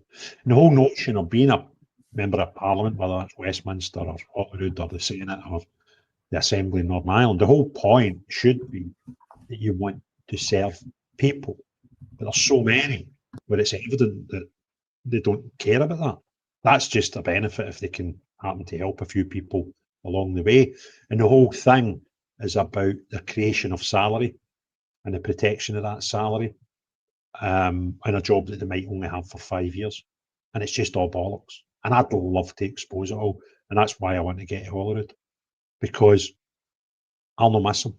I genuinely, if I see anything like that, I'll call it out. And the amount of stuff that I would see from the inside, the amount of stuff I've seen from the outside is phenomenal. But if I could get inside, then I just blow the doors off it. But then that's why they don't want me there. But yeah, it's just horrible, mate. It's just a horrible playground for egotists, selfish, greedy, self-entitled people that are actually not very good at their job. Bastards. I should never, ever be considering going to Holyrood, right? It just shouldn't happen. There's no many situations that I could dream up that would get me to the point where I think, God, I need to get in there and just highlight shite, right? But that's how bad we are. And Holyrood's no different from Westminster, and no doubt the Senate and the Assembly. They're full of just horrible, horrible people. And I think the Scottish election, the result is either going to be and I don't know what one's worse actually, but it's either going to be a minority SNP government or a minority Labour government. Kind of, I think that's how that's going to pan out. Can Reform do it? I don't know, right? Can another party do it? I don't. But the nightmare scenario is the SNP get a majority. Either way, we need to have 30 to 40 people in there that just don't give a shit, that just want what's best for Scotland. If we try to upscale that to Westminster, we would probably need about 150 people in there, or just genuine people, regardless of colour of the they just wanted to do stuff. So that's, to me, the only way we're going to make change. I mean, I'm not a big fan of Reform. They're probably most likely to win a Westminster election if there was one today, but things can change. And the only saving grace that gives me is I don't think they'd be good. I don't think they'd be perfect. But they actually would probably be better than the shite we've got now. But they could potentially be just as bad, just with a different, just with a different set of virtues. That's even a bad word because none of them have virtues, have they? They're not just virtue signals. But aye, am I wrong, Basil? Is that kind of what you see, and that's why I'm trying to do what I'm trying to do? Yeah, you're wrong, mate. They're all brilliant people. Have you not seen my Twitter feed? How big a fan I am of them all. No, obviously they're terrible, and yeah, I just look. I want to see people like you in positions of power, mate. People who've got morals and principles, and as I've said a million times, Craig, I'll be supporting you all the way to Holyrood, and then you never know. One day, maybe Westminster beckons as well. Okay, one step at a time. But I think that would be bonkers, right? I've been at that building, and it's an impressive place. And I spoke to a girl, her mother was an MP for a wee while. She was just telling us how pompous it is and how mental it is, and how the staff have got to remember 650 people's first names and how to address them, or they get bollocked and they run about with silly outfits on and all that. I'm like, seriously? Imagine me in there. That would be mental. But one step at a time. I never thought 2 years ago I would be hoping to get into Hollywood. And then you go, if I can, it's no easy task, right? If I pull this off, well, what does that lead to? Do you know what I mean? And all I want to do is be, these millions of people in Scotland that just don't have a voice. Be the guy that they go, well done, big. That's exactly what I was thinking. That's exactly what I would say. And have some authenticity in the place. And if you do that for 3 or 4 years and people kind of like it, then what happens next? Who knows? But step one is need to go on the campaign trail and just make sure I get enough people in Glasgow region to vote for me, and we'll, fingers crossed, from then on in. So who's been the Muppet of the week for you in the news, Basil? Who's done the most mad thing that you can think of over the last sort of week? Well, I think if I have to pick a Muppet of the week, it's got to be the Green Party deputy leader, Millward. Just like I say, two bangers in 1 week. So yeah, this is Rachel Millward. Obviously, we spoke about her earlier, saying that one, she doesn't actually want illegal migrants in the area in which she lives, despite being the Green Party, and two, she actually thinks that doctors, lawyers, and surgeons who are coming over from Afghanistan and Eritrea. I mean, both bangers. So, well, yeah. see, I don't know too much about the legal migration route, right? Because I've considered quite a lot about the illegal migration routes, right? But I would kind of guess, right? See, if you are an engineer or a doctor from any country in the world, you don't need to get in a dinghy, and you don't need to go into an asylum hotel, right? So stop talking nonsense, you crackpot. Right. And also remember, if we were morally correct, we wouldn't be taking the best of people from these poor third world countries. Well, there is that you've always got to factor in. And I think, but even the ones that we get in, right, with these skill shortages that we've managed to create. There was a scam with the Nigerian. There was thousands of Nigerians that, because the certificates that you need for training to be a nurse, for example, are so different across the world, that if you want a job in the UK as a nurse, to make sure your certificates are kind of similar, you have to do an online test. And it turned out So they were getting these certificates, and then there you go. You can go to UK and get a job now. And there was a place in Nigeria where a woman done a 4-figure amount of tests, figured it out, this one person. So you're bunging her maybe 30, 40 quid, and she would sit and do the test. And there was all these passes that came for the exact same IP address that you're meant to do online. And we go, but we need these people because we've got skill shortages. And you hear, there was somebody put out a tweet, right? It was evidently shite. It was evidently made up. And it was a guy, I'm British. And when the Tommy Robinson people marched by the hospital I was working at, in our trauma unit, there was 15 people at the turnover of the shift. And there was only 2 British. And I was so appalled and embarrassed because of this stuff and the chants I could hear out in the street. It made me embarrassed to be British, right? And like that. Don't talk shite, right? And then you go, well, how many of the people that we've brought in to do these jobs that we've got skill shortages on are actually, of them are actually legitimate as well? Crazy. Absolutely crazy. Anyway, I'll leave you on a great, because I'm off to go, mate. I'll leave you on a great tweet that Leo Kirst put out tonight, which he says, they were talking about Keir Starmer saying everything's racist, and there was a Muslim interviewer who said to him he's fearful for his life in the UK now. And Leo said, how come if a Muslim feels unsafe because of me, that's because I'm racist? But if I feel unsafe because of a Muslim, that's also because I'm racist. I like him. You can understand why he didn't make it much an inroads in the Scottish comedy circuit after a certain amount of time. Right, I'm going to have to go, everyone. I have to go, everyone. Terrible. That's pretty shit. I know. I've actually got things that to do that aren't this show, Craig. I can't believe it. But I'll just say, if anyone's watching, no, I won't take you to your line. If anyone's not you, but anybody else, cheery bye now. No, I've got to go. Take care, everyone. Bye bye. I was going to kick you out. Fantastic. Who are you bringing in to replace me, by the way? Is Kev about?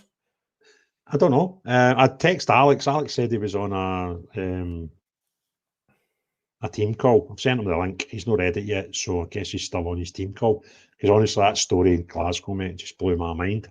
It's mental. It's mental. Right. Anyway, so have fun. Bye-bye. Is Kev still kicking about? Right, thanks for that. Well, he's buggered off. I was going to say thank you. So Sodom, ungrateful swine, give him my massive platform, and I think he's got 200,000. I'm just going to check, right? Where are we? It's something ridiculous, like 200,000 people follow him on Twitter, and it's just all politics. He doesn't talk about football or anything. Where are we? There's your profile. Why is this not working? 213,000 people follow him on Twitter. It's as bonkers. He showed us a thing the other day. I'm apparently, there you go, Robert, Ramsey Hoodie, Peterhead United, save our kids. I'm apparently, there's this new thing that monitors 11 million Twitter accounts, and it doesn't just measure how many followers they've got, it measures how many people interact with them and stuff, and they rank them. I was something like 35,000, and the 35,000 out of 11 million is like well into the top 5%, so that kind of blew me away because I've only got like 17,000 people on Twitter. YouTube is my bigger platform. I've got 80-odd thousand. It's 83.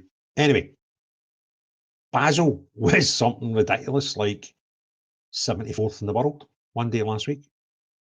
And the people that were all around about him had like millions of followers. So it's going to be easier for them to get traction. But, sorry, buds, it's as X now, not Twitter, beg your pardon. But it's just because of I think it's a topic he's picked, and that's British politics, which is a hot thing just now. It's just absolutely bonkers. But fair play to him. And I got to know him through X Spaces, which are like this, but in Twitter world. And, oh, brilliant, there's Alex. He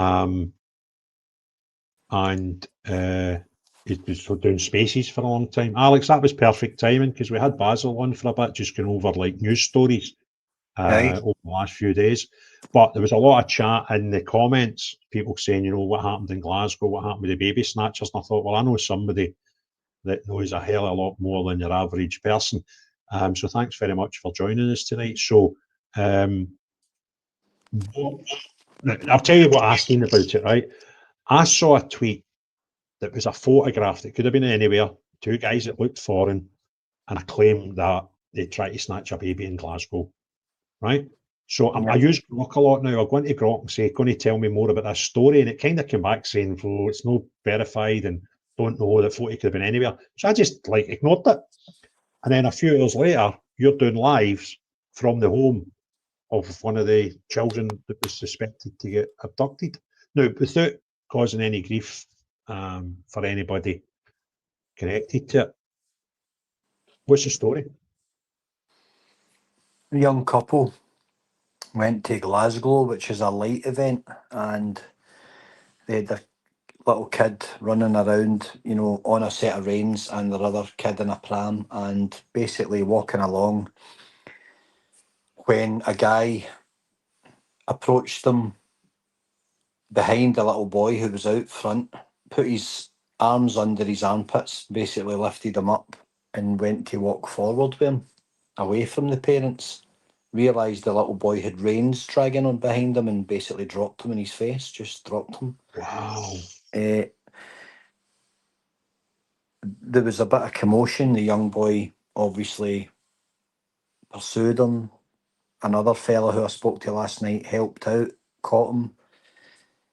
There was a bit of a stramash, and it transpired that he'd also targeted another little girl, a little Asian girl. He'd lifted her off the ground while she was dancing in front of a pumpkin display, and then it transpired that not long before that he pulled the covers down of another infant in a pram and looked at the infant and put his hands in and lifted the infant up into a sitting position as if he was going to lift him out the pram, and the mum basically went for him. 3 and 15 minutes. All verified by the people I've spoke to, all the parent, I've spoke to them all. They're all in my inbox, all the proofs there for anybody that wants to say that it's race baiting or any other bullshit that these idiots that are on social media like to throw their tuppence worth in and comment about things they know nothing about. Anything I put into the public domain has been proven. It's got my stamp of approval on it because I've gone and I've done my diligence and I've spoke to them, usually face to face. So there is no debate. The only thing the police can do is charge somebody with a breach of the peace to get them in. That's so they can hold them. Then they apply for an extension. Then they do their diligence. That's what they've done. This guy has been released. There is a crime number. There is contact and dialogue with the arresting officers who are now off shift for their 4-day split. And I'm in touch with them. So I know it's fact. Let the papers print crap. Let the Glasgow Gospel or whatever it's called, let them print whatever they like. I only ever deliver the facts, Craig, as you know. So that's why people trust what we say. So when did this happen? When does their snatch attempts happen? Was this last night? Yeah. Yesterday No, afternoon? it was the night before. Sunday night then? Yeah, and the story broke, and I get wind of it straight away, early bells, because the first thing I do when opening my eyes is I look to see what's occurring, and I look to see if anything's trending, and I grab it and I get on it if it's within my remit. So that's what I've done, and within minutes of identifying them, I had phone numbers and I was on the phone to them within minutes. Didn't take long. It never does if you know how to find people. Incredible. But do you think, I've seen a lot of people say, you know, it was a breach of the peace, that's shocking, that's terrible, but are you quite, not saying comfortable with the whole thing, right? But confident that it could get lifted up to something else? I think it best case scenario expectations, it could hopefully be elevated to, it won't be kidnap, it won't be, you know, snatching in the way that you might think. It will be a common assault with an element of, you know, it's not even like it's well below actual bodily harm or anything like that. It's kind of in the grey area of slightly above common assault. They'll never be able to prove a sexual element. They'll never be able to prove anything other than physical contact. And it will be put down to a cultural misunderstanding that he just wanted to touch somebody's baby. It's very strange. He said that the baby looked in the pram looked like a swan sleeping in a nest. What? Yeah. And that was heard by 3 different people. So this is not the first time, Craig, that I've heard this type of stuff. And it's because I've worked in countries and I've seen and I've lived and I've been around. I know that culturally things are very different. And Mhm. it's always a very difficult thing to take and present in a courtroom because nothing happened. Nothing other than physical contact happened. The part of it where they're going to struggle to just throw it in the bin is the fact that there was physical contact in 3 separate children. So how do we make an example of somebody that thinks it's acceptable to touch infants that they don't know? Well, this is Home Office level.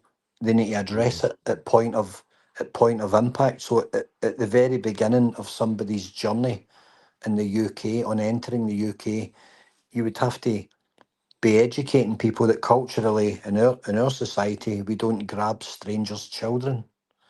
So it's a unusual one, and it will be interesting to see how it unfolds and how it ends. But I don't have a lot of faith that it will be anything more than possibly an assault on a child because there was physical contact and they removed one of the children from its parents and one from a pram.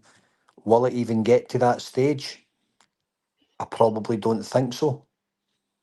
And I've explained that to the young couple and I've said, look, don't expect too much here because this person's going to just say, well, I didn't know I was doing anything wrong. I'm sorry.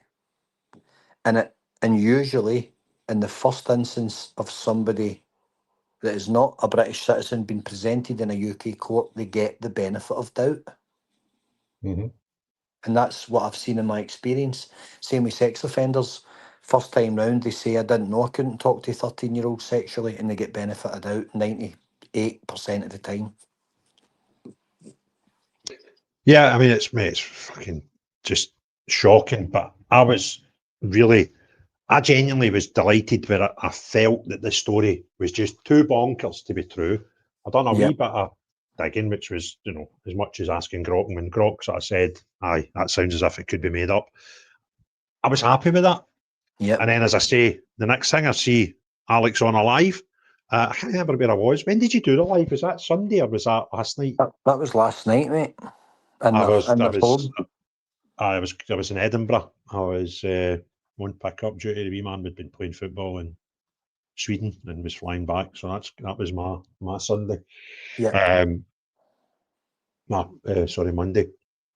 But I seen it and I went, oh no, it's obviously true. Alex is sitting with the people. I mean, what do you say definitely to true. people? Definitely true. I've got ways of finding things out, mate, and I've obviously got ways of speaking to people, and I've got questions that I will ask, and I'll do things in a way that, I get what I need and I get the right version of events, and I got exactly what happened. And that young couple couldn't have been any more honest and upfront if they tried. And every single thing they said, it was not rehearsed. It wasn't spun. It wasn't something that didn't happen. They didn't imagine it. It was exactly what I would expect from a young couple that were placed in a terrifying predicament. Mm-hmm. So there you It's go. That's frightening, it. isn't it? Yeah, it did happen, and Absolutely it's frightening. it's horrible. She's a young private mum, and yeah, she got a real fright, mate. She just saw a man manhandling her child. She's never ever seen that before. and she got the fright of her life. So it's not the first time that it's happened in Glasgow recently. It's happening. Seriously? No, it's not the first time, mate. And there are many things happening. You know, the filming of children in parks. All of these things all fall under that cultural difference umbrella, where in a court of law they are very difficult things to criminalise because they don't lie within the criminal spectrum. They lie within a different area where it's, oh, well, that's just what these people do. They don't know how to behave here. And when you look at somebody that has maybe been here a week or 6 months or whatever, there is a margin for error. And if the court cannot prove criminal intent in the absolute, they will not take it to trial. It just won't. It just won't be accepted by the Crown. So we're kind of like rocking a hard place. Incredible. So what else is this week bringing for you, Alex? What else you got on the go that you can share? I mean, obviously a lot of stuff you do. Very busy. Very busy 2 days in a courtroom. Quite a very complex case going on to do today. We sat through all day. A guy we caught last year, you know, quite a career criminal, and we have him in grooming charges, multiples, and he was remanded for the last 16 months, and today he was bailed because after all that time in remand, they still don't have his IP address locked down and they still can't confirm it was his device. So he's been bailed, and now they need to go back, and they've got till January to find out whether or not Facebook are going to give them the information that's been requested. It's another load of time wasting by lawyers in order to have the case binned. You know, we've gotten bank rights, and for some reason the courts are playing silly buggers with the information provided, which has convicted literally thousands of people. And I'm interested in the case because it's got a few complexities. The judge was very fair, very thorough. The defence were very good. They were really on point. But the lawyer on his side was just dragging it out and creating avenues to call things into question that we could see through, and that thankfully the judge seen through a lot of as well. But they managed to pull a few strokes and get him bail. Our other case that was occurring along the corridor in another courtroom, he never turned up, skipped bail, said his car broke down coming up from England. We've got to Friday to find out if he answers, but the trial window has now been taken by another case because 4-day trials are in high demand because there's a lack of courts and a lack of sheriffs and a lack of personnel. And in Paisley, there's a massive demand for cases for high-risk offenders because Paisley's just polluted with them. So it will be December before we get him in the dock. And it was this guy that basically had me indicted for abduction and had me convicted. Yeah. So it pains me to say he's still at liberty, but I'm hoping to see him in the dock mid-December and hope to see him convicted as a sex offender. Will he get a custodial? Probably not. But as long as his name is in the annals of history as a convicted child offender, that will be good enough for me. And then we can continue to raise public awareness by making him famous periodically and just making sure that people know what he is. So, aye, it's a kind of disappointing couple of days overall. A lot of time, a lot of effort, a lot of commitment, sitting for not a lot of results. Kind of like a little bit deflating.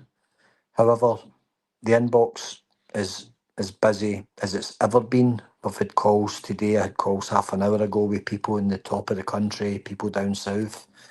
I'm just off the phone for a long time to somebody, another whistleblower. I've got lots going on, lots and lots going on. I've got stuff for you. I've got all sorts, mate. Aye, we've just got loads. Incredible. And Never ending. everybody just wishes you weren't busy. You not being busy would be Aye. quite good. I know, but that's never going to be the case because the problems, the areas that we're in, and the kind of spectrum of criminality that I expose and that I'm involved in is escalating. It's not decreasing in any postcode in the UK. The numbers speak for themselves. I've got other avenues where I'm looking at showing people the numbers, showing people the real figures, showing people how the funding behind everything works, how it's allocated, where lies the corruption, where lies the requirement for people to commit crimes. Lots and lots and lots of very, very interesting scenarios. Just so much information that will be in the public domain sooner rather than later, hopefully. Incredible. Somebody's just put up. Surely that can't be right. I've lost my. I just see somebody saying, "Ah, that's here. Tootsie been arrested for filming Islamists." Who? Tootsie, Mayor Tootsie. I'm guessing Right. that the YouTube guy's got some amount of following. So Yeah, I'm just massive. going to Twitter now and see if I can find anything. Okay. There you go. Well, it's breaking news. Tootsie TV arrested by UK police for filming Islamists. British Patriot Live. Now, I'm just going to.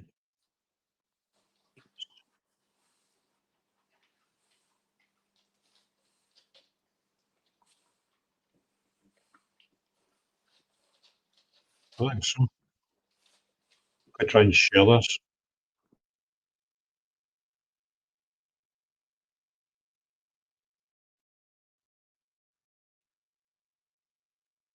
They pushed him away. They said, you can't be here. The whole thing is completely chaotic. Enough is enough. So this guy, the police had no other option but to arrest him because he was going around chanting death, death to the IDF. What do you think was going to happen? Even the Metropolitan Police had no other choice but to arrest this man. But I'm showing you this side first to then show you the other side to then see the problem.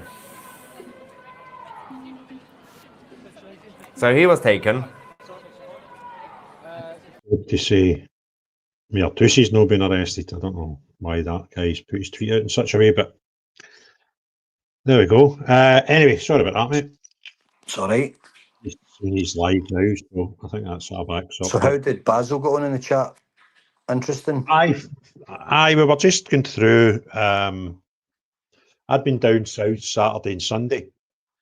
I was over in Edinburgh Monday, so I wasn't on social media much, so I kind of was trying to catch up with just all the sort of normal stuff that had been happening. So I'd said to him earlier on, do you fancy doing a space and we can just talk about the sort of last 72 hours of news? So we covered loads of things.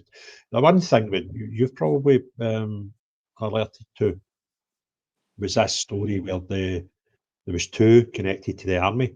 There was something like 9 4-star generals made a public letter, open letter, saying that they had no trust and no faith in Keir Starmer, and I think that was all around about the soldier that was prosecuted for Sunday Bloody Sunday, and then find out the day that he's saying that he's going to stop sharing intelligence with America. How do you get to those two places? I think his plan was always to try and alienate America. America's our greatest ally, and without America, we're completely and utterly defenceless. We don't have the military capability to protect ourselves without America's backing. I think that's pretty black and white to him to be a brain cell. But I'll have no surprise that the current Prime Minister is making a solid effort to basically destroy Britain. Anyway, he can. Yeah, You know what I mean? he's hell bent on it, mate. He's making a good job of making an ass of it, hasn't he? Yeah. So, also, as for the generals, when that starts to happen, you've got real problems at the top. When these guys are starting to basically make noise. Yeah, because listen, I know a lot of, yourself included, a lot of army personnel, and there's like a code. There's an unwritten code where you kind of it takes a lot for you to say publicly something's pretty shit. right? Now, I know they're all ex-generals, but they're intelligent men. They know what's right and what's wrong. So when the military start talking, you there's something afoot. But what we were saying was, what Basil's point was, it's terrible for ex-servicemen because, they'll be thinking, Christ, I'd done a couple of tours in Northern Ireland in the 80s and the late 70s, and I was caught up in X, Y, and Z. Is my door going to get chapped? Because one side in that war, battle, whatever, troubles, whatever you want to call it, they've got immunity from prosecution and one side doesn't. That's pretty bonkers. So anybody that did serve over there that done anything, even innocuous, might be thinking, shit, what's going to happen to me? You've got to then into the psyche of the acting servicemen if they're ever put in a theatre of war, where if it even for half a second crosses their mind, could I get hung out to dry by what I'm about to do? Then, you've been there. That half a second could be the difference between life, death, or injury. And that's not right. But what I also said was, what about the next generation of armed forces personnel? Why would you want to? You and I spoke about why did you end up in the army? And I always find that interesting. Some people, it's just, what they want to do for a young age. But if you were that 18, 19-year-old guy and you think, oh, hold on a minute, that guy done something decades ago and he's getting, potentially prosecuted, was prosecuted in a court of law. Could you lose some of the people who would maybe come into your so you're not only fucking up the mental health of personnel, you could potentially affect the decision-making process of active personnel, and you could put off folk for coming in the first place. What do you think of that? Am I being daft? No, I don't think today. I think the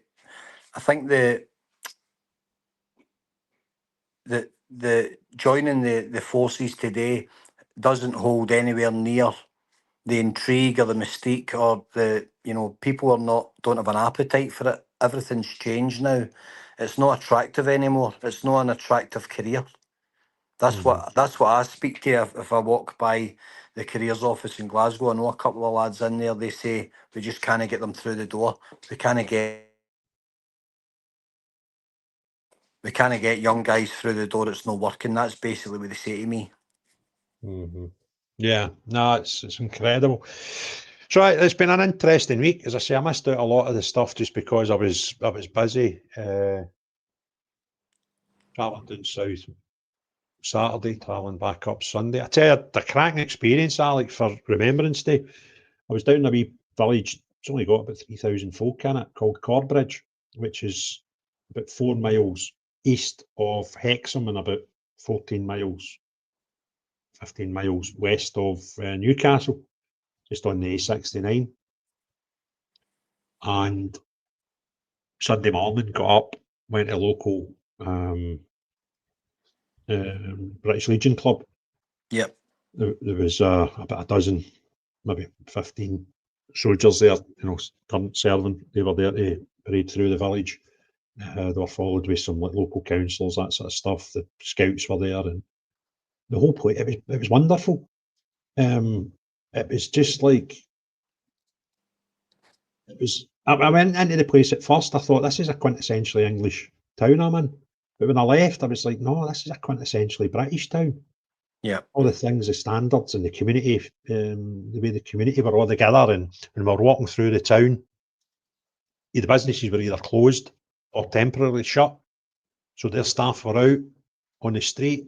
We marched up to the market square. There's a big church, beautiful big church, with some strange history. They found that some of the bricks for the original church were bricks taken for Adrian's Wall.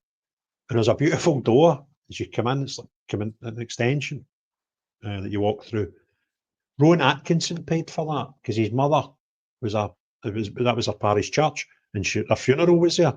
So that's mad history. And we tried to get into the church, but it was crammed full. So while the service was going on, we were outside with hundreds of people. And it was a cold November morning. It was quite brisk. And then the rain came in and everybody still stayed because we wanted to observe the minute's silence as it was getting played out in the church. It was just a stunning, really, really nice, a nice event. And I thought, you know, that village, there'll be hundreds of them in the UK where there should be thousands of them, right? But that village needs to be conserved because there'll be villages in Fife and villages in Perthshire and villages in the Scottish borders and outside Belfast and Northern Ireland and, you know, some of the rural areas and they'll be the same. They'll still get the good core British standards. And not just in Remembrance Day, by the way. A real good community feeling about the place. I spoke to a lot of people from there when I was down there. And what we need to do is we need to conserve that, but we also need to restore that because the whole of Britain, with all the towns and villages and cities, were all at that at one point where we had better standards. And we kind of need to restore that. That's where we need to be. It was a wonderful trip because I went for one thing and learnt so much other stuff. So I put out, oh, it's disappeared. So I put the video out. If any of you have not seen it, I put it out today about 11 o'clock because it's a sort of off topic for me. It's not going to get loads of viewers, but it's certainly got, you know, it's out there. I put it out to go live this morning because I was away at court with Manty. So I put it in last night to go live about 9 o'clock this morning. So it's not going to get millions of hits because it was a video that's off topic. It's no politics or migrants or all the stuff that I'm known for. So it'll struggle for an audience, but it was an interesting experience. So how was your, I would imagine, being a proud ex-service man yourself, Alex, you were out and about Sunday, I would guess? Yeah, I went to a service over in Motherwell. We went over there and it was more attended by like junior cadets and sea cadets and stuff like that. So it was a lot more youth orientated instead of, I was invited to one of the big ones down over in Glasgow, and you know, I know a lot of people that were going to be there and it was massive. It got a huge kind of turnout, but I chose to go there and like support the kind of a different kind of, it was more for the sea cadets and the younger kind of generations, and it was good to see that these young youth organisations are still well manned and well attended and good numbers, and it was a really nice service. I met quite a few people come over and said hello to me and stuff that followed us and stuff. So it was a nice wee service, mate. I'll always go somewhere. Some years, if I'm up in the Highlands, I just go to a wee village in the middle of nowhere, and there could be 10 people there, and that's enough. It's not about the number; it's about doing the right thing, isn't it? It's just about holding on to a wee bit of respect, you know, for what we know, because it's something it's getting less and less visible that respect still exists, and I'm trying to remain a wee bit more old-fashioned in my mindset that you should still have it and still acknowledge the sacrifice, because it was an incredible sacrifice that we'll never be able to match, that's for sure. Listen, I managed to get this video. I'm going to play just a couple of minutes of it. I'm not going to, it's an 8-minute video, but there's about 5 minutes for yesterday. I'm just going to play a couple of minutes of this, just so folk can get a feeling of what I'm going to need to shoot, mate, because I've got a call to make. Okay, mate, I'll just watch this and I'll finish the space. So listen, mate, thanks for coming on and telling us about that. Pleasure. That story, because I knew you would have far more than your average person. So thanks very much for doing that. I'll catch you tomorrow. I've got a call tomorrow, okay? Aye, top man, speak to you then. Night, guys. Thank you. Cheers. Cheers. Right, so I'm just going to play just a few minutes of this video because it was just an amazing experience.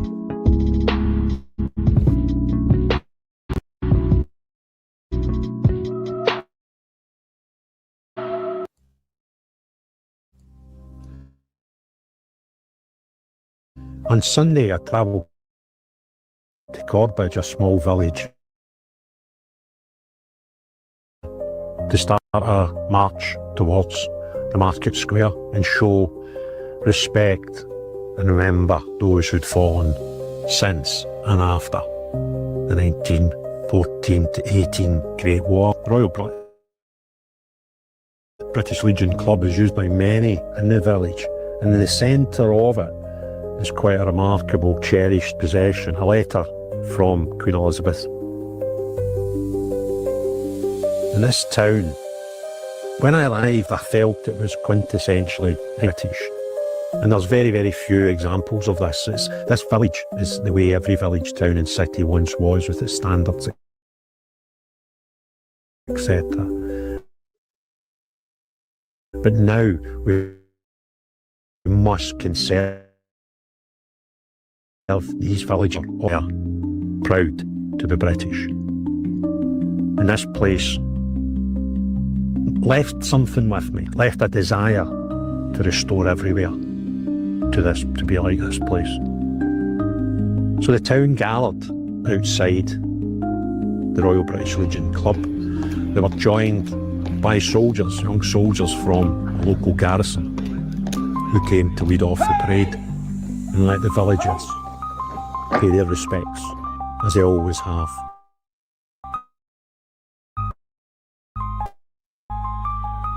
It was a very respectful, peaceful, remember, anti-enemy approach, which they all do, but now those who do it are said by others to have been somehow racist, xenophobic, all these words, and all these people and many others throughout, young and old, throughout the country, just gathered to pay their respects to the men who gave and paid the ultimate sacrifice.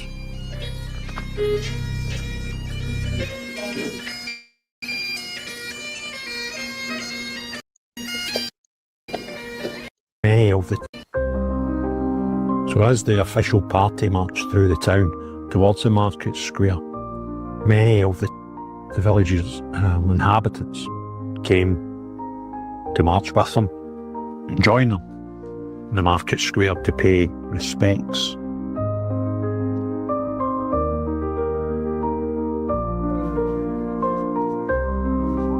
All the businesses were either closed or paused while this village of remains.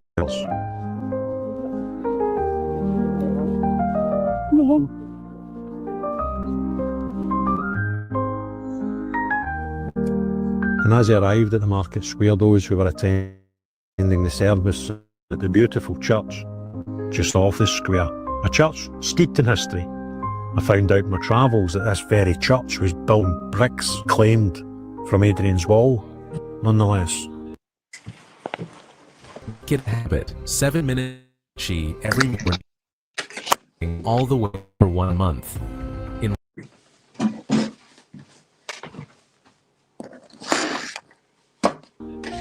A splendid symbol of how things used to be.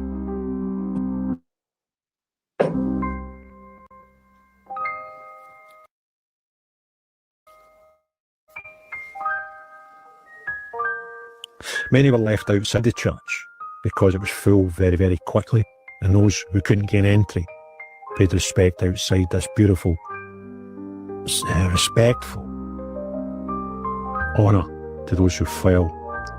And one of the main things is this crocheted sea of poppies seeping over the archway entrance to the churchyard.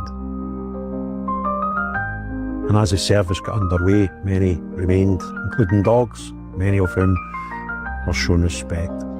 And everyone remained outside in a November morning, a bit chilly, and then the rain came along. And they all waited until the 11th hour to join those inside in a moment's silence. So Corbridge should be to all. Many, many people all over the United Kingdom pay respect in a similar way. And that's how simple life was previously. I genuinely believe that our aim should be to restore every village, town and city across these lands to have the same dignity, the same community, the sense of pride the Corbridge, a tiny speck in the Northumberland landscape, just off the Tyne.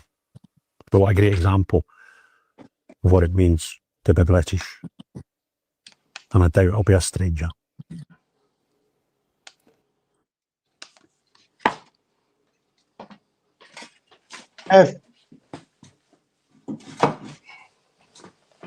Kevin?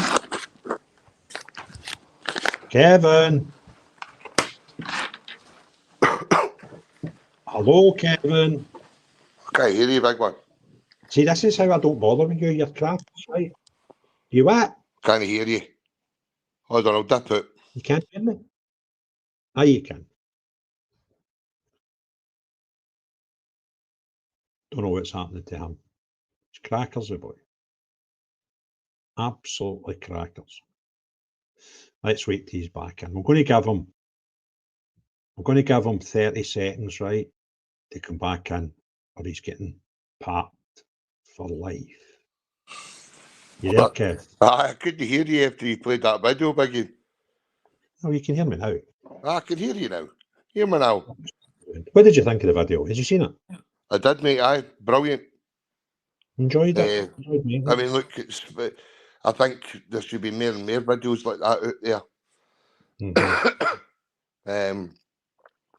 I went to Grangemouth on Sunday, obviously because that's where my great granddad and his brother lies. So I made my way down there, and then obviously I paid my respects at 11 o'clock the day, stood silent for 2 minutes.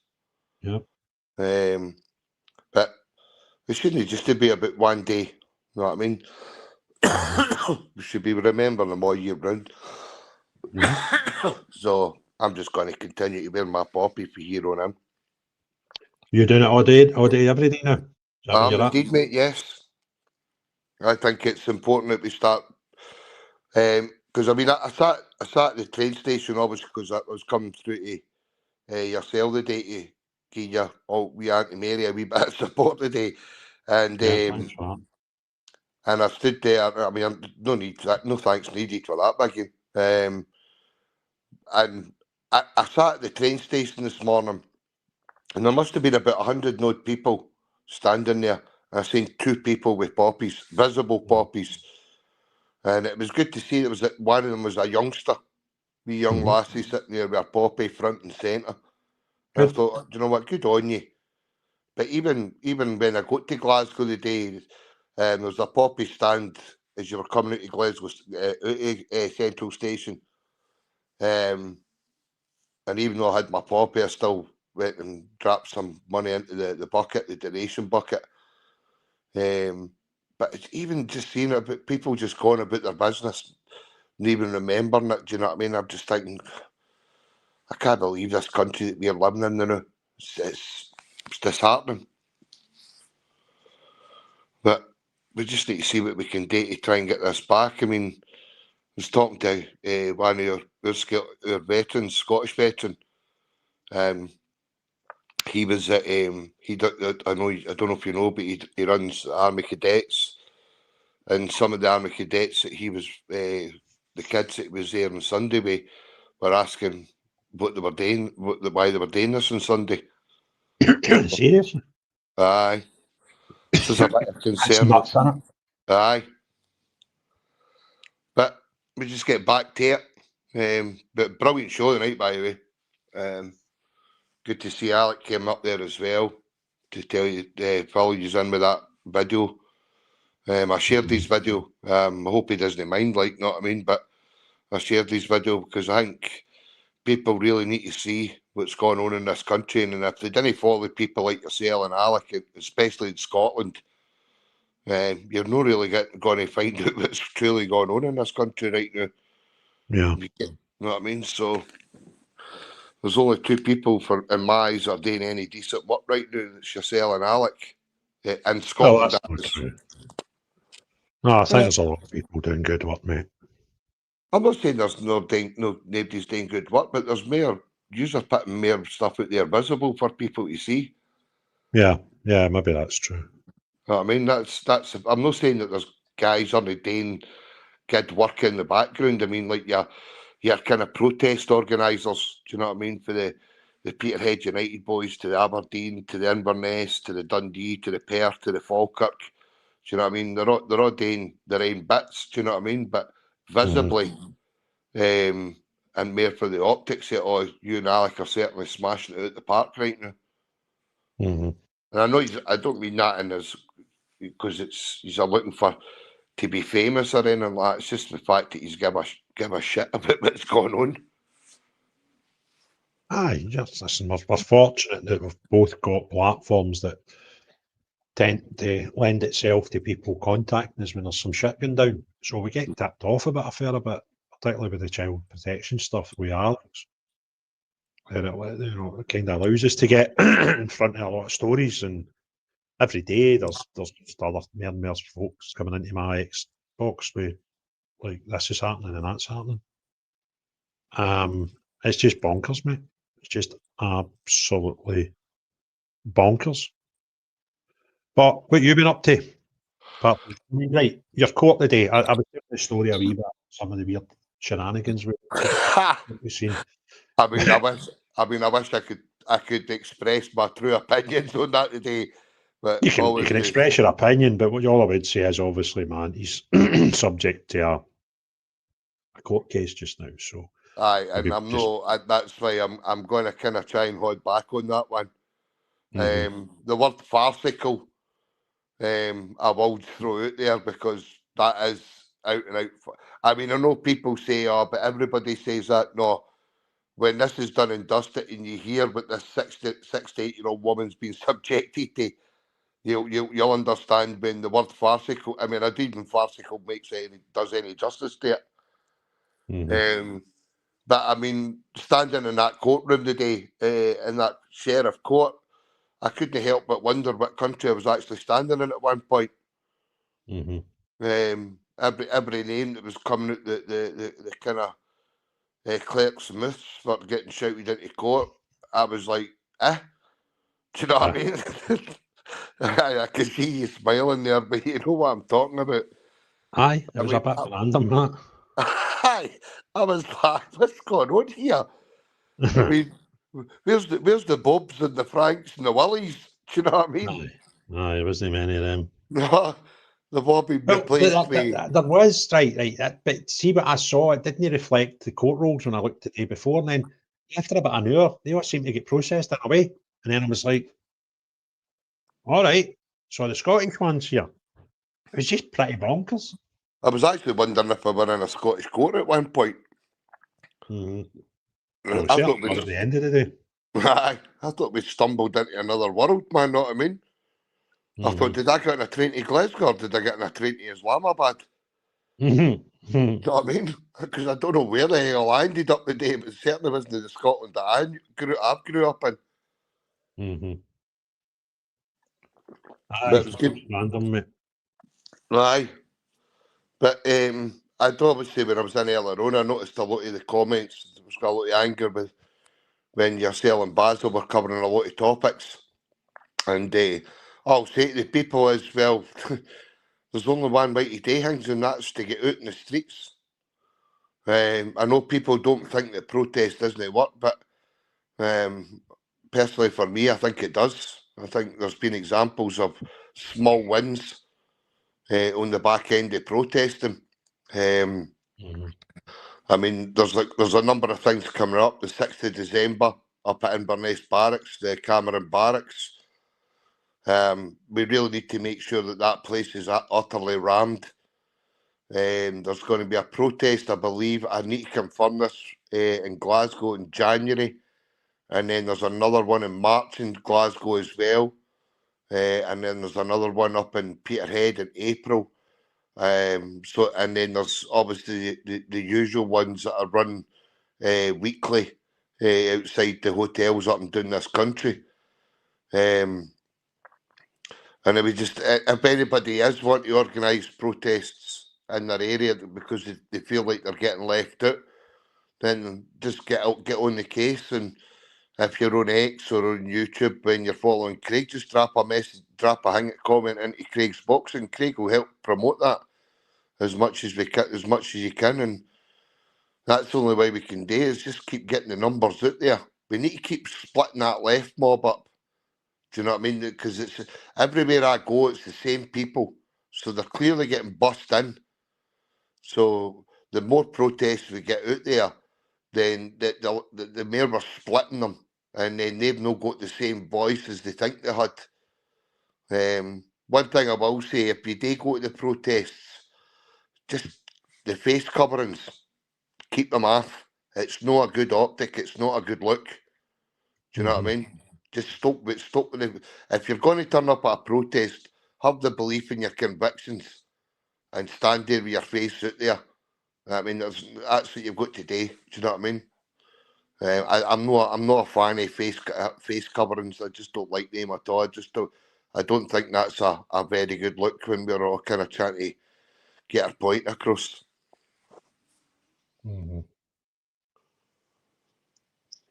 Aye. So anything else you want to get off your chest? Have a good rant, Kev? No, I mean, I would have loved to have, and I'd love to have unloaded on that one today, but unfortunately, I'm not gonna lie, Craig. I'm angry about that today. I can't believe that wee woman's been subjected to. And I'm sorry, people, but I need to respect Craig and his auntie in this one, and no, my mouth in as much as I really just want to just go to town on this, because what an absolute fucking shambles, absolute shambles. So I mean, I'll keep my powder dry on that one, and then hopefully once it gets over and done with, then we can. Because I know you go to town on this one as well. And I was, I'm certainly got a few things to say in it. It's disgusting, absolutely disgusting. But nah, mate. I mean, I came in last week. You're selling Basil, and then obviously I'm glad Alec came in and went over that video that he put out yesterday. For the day before. And see, that's another thing that's kind of getting to me as well. How that man's content is not getting shared as much on X as well. It needs to be, more and more people need to be picking that up. This is 3 instances of kids that could have been easily snatched. And yet nobody's picking his profile up, man. We need to get a grip. But it's the same with yourself. See, you picked up on a couple of things as well. Some of your content doesn't land, and some of your content does. Listen, I used to get 50 to 100,000 views regular with my videos, and I used to get in the first hour between 5 and 10,000 watches. My videos are lucky to get over 10,000 in total now. Getting choked to life at me. But there's 2 things that should drive a video. One is what they call the click-through rate. The click-through rate's fine. And the other one's the watch time. And if you're over 35%, that's kind of good. And most of my videos are getting watched 40 to 50%. My click-through rate's good. So that used to be the trigger. And they go, oh, YouTube's going to fling my video at hundreds of people now. And it's simply not happening. It's just not happening. So, how many times have you been unsubscribed from my channel in the last month, mate? Well, exactly. Well, there was the other night there. I sent you a screen dump. You unsubscribed again. Now, I reckon that now, I think in total is about 5 times. Do you know what I mean? Aye. So there's clearly something at play. I mean, it's dodgy as it is. I mean, I'm going to get Christmas at the road, and I want to get a sit down with you and pick your brains about something, because I want to get in this, but I need to find what my niche is, what my avenue would be. I'm not going to be the intelligent one like yourself and Alec and others. You know what I mean, that do things. But I need to find something, because we can't just keep hiding. This is too important. We go to the polls in 2026 next year. Do you know what I mean, in Scotland? And I am genuinely concerned right now on what we're going to end up with. I seriously think, I know you differ in your opinion on that one, but I seriously think we're going to end up, for some reason, there's something sitting there, and I think we're going to end up with an SNP majority. Well, that is the worst scenario for me. But it's looking at the polls, I think the most likely scenario is an SNP minority. The second most common thing, and it's just down to where the votes will be, is likelihood of a Labour minority. But I genuinely think SNP is going to win the election, mate. But not hopefully a majority government. And then as long as we get enough sensible people in there, we can call them out at every single opportunity and try and get them. Sorry, the only thing is though, Craig, in order that if they don't get a majority, you know what they're going to do? They're going to team up with that crackpot Greens again. Yeah, you know what I mean, and that's yeah. But what's the worst case of that? What's worse than between an SNP majority and an SNP and Green coalition majority? Let's Kev, look at three outcomes, right? SNP majority, Labour majority, or SNP coalition. Does it matter? They're all shite, right? You're getting shafted one way or another. It's just whatever way you're getting shafted might be slightly different depending on what one of those you get. So what we need to do, and I'm deadly serious with this, we need to get the place with as many good people that will hold them to task in every single opportunity. That's the best we can do in Scotland, I think. We can then, take it from there. Reform, what we do in Scotland, I genuinely don't know. I don't know. We're 6 months away for we're 6 months away from the election, right? Now, see if the SNP were to win that election, who's the First Minister? John Swinney, isn't it? If Labour win the election, who's the First Minister? Anna Starver. If Reform win the election, who's the First Minister? Absolutely no idea. Right. So that kind of tells me even they don't think they can win it. You with me? Aye. I think if they were genuinely contenders for it, they would have sorted that out. But now, all the other big parties have started to do their announcements on who's their candidates. Reform haven't done that. So I don't know. Listen, they could come strong after Christmas. Who knows, right? I'm not well liked in there, so I don't get information. Do you know what I mean? I've said enough bad things about them, and I think I'm in the naughty list. The naughty step. Do you know what I mean? And that's bonkers, because if they get a few MSPs in there and that end up in there, then you would kind of think we're on the right side of a lot of stuff that you should, have at least a relationship with these people. But it'll be quite funny if I do get in and they've been total arseholes right through the election towards me, and then if I get a seat in the kitchen, I go, well, we kind of wanted a unionist back on something. I go, I'm still an arsehole. Are you allowed to talk to me now? Because I know through people telling me they went to meetings last year, and certain individuals in that party told folk not to talk to me. Nobody's to talk to me for Reform Scotland. So I can't bother, mate. I'm just a big, loud unionist, but nobody's to talk to me. That's fine.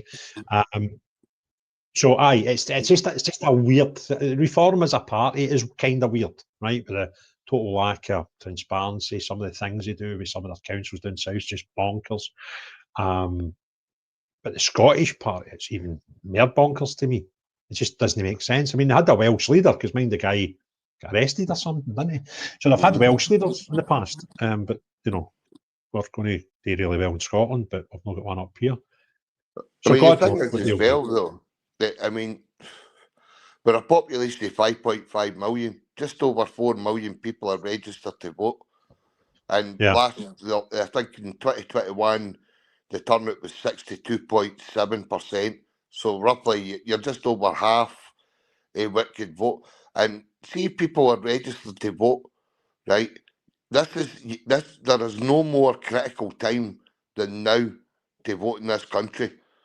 I don't think we've ever faced a more critical election than we ever have in my lifetime.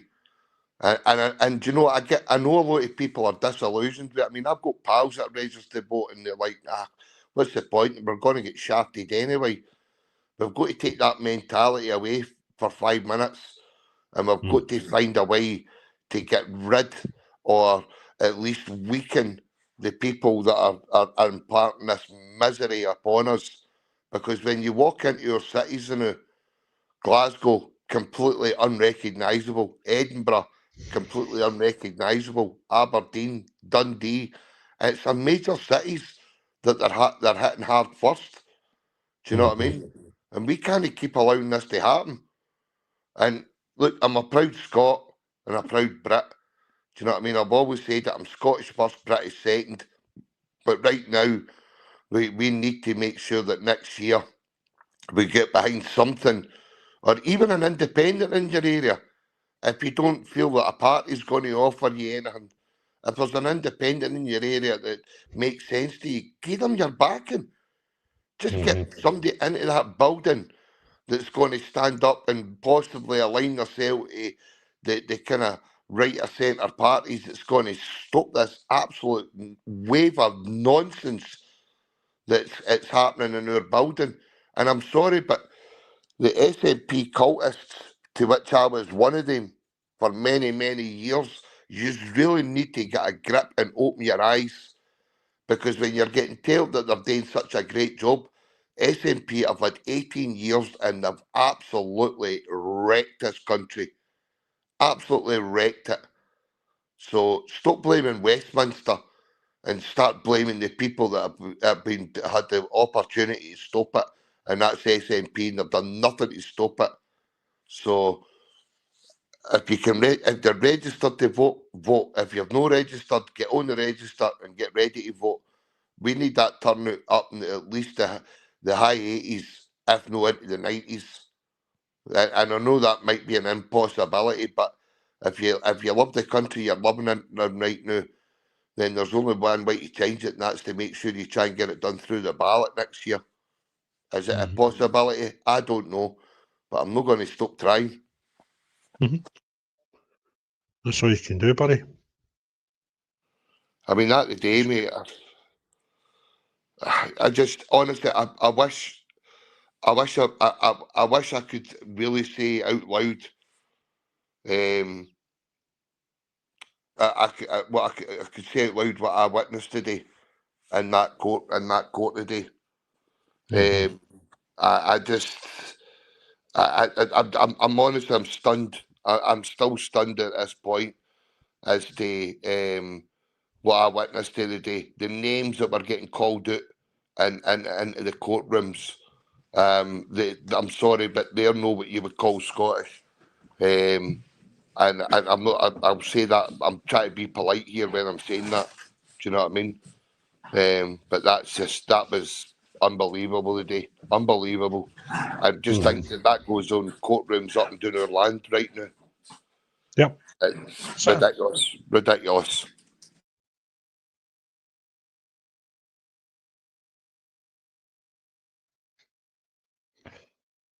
So, what else do you want to get off your chest? Not at the moment, mate. I mean, I said quite a lot last night in Nil's space. I was a wee bit kind of emotional last night as well. I get emotional because I'm just watching this country fall to shit, and I feel like we're battering heads against brick walls constantly. And I just don't get these politicians, these lefties, these do-gooders that think that they're doing the right thing when we all know they're clearly no. And it's hard to watch, and watching the disingenuous people rolling up to the cenotaph on the Sunday. I'm talking about fucking that clown Starmer and every single one of them standing there with their poppy wreaths and pretending like they were there to honour the fallen when they're complicit in the absolute downfall of this country. John Swinney having the cheek to stand at a cenotaph on Sunday as well in Edinburgh. Know what I mean? Just go away. Stop it. Stop gaslighting these people. Know what I mean? These people didn't fall for the country that you're fucking trying to get put in place. You have ruined it. You have destroyed it. And you have the audacity to stand there on a Sunday, on Remembrance Sunday, with your poppy wreaths, with your solemn faces. And I'll say this out loud too, the king with his crocodile tears standing there. I mean, no, I'm not buying that. I've never been a fan of the monarch, as you know. I respected Lizzie because obviously I was in the army, and just the fact that she was my queen. I was born into a world that she was my queen. But he's standing there at that cenotaph with that, like like the crocodile tears were coming up. Piss off! I'm not buying that. If you care that much about this country and the people within it, you'd be telling that government you need to get a grip and get a grip now. But he does nothing. He sits away in his wee privileged life and just panders to everything apart from the British people. And they have the audacity to roll out a 1 year time a year with their poppy wreaths and pretend they care. Piss off. Honestly, just piss off. But proud of the people that did roll out on Sunday. Everybody that went to a cenotaph and paid their respects, because at least people like us are actually genuine and when we do it. I mean, I know you're a big veteran lover. Do you know what I mean? I know you're an advocate of all this as well, and you've just had Alec on here as well, who was an ex-veteran as well, and I know many ex-veterans myself. But this we can't just keep doing this once a year. If you've got your poppy, wear it all year round.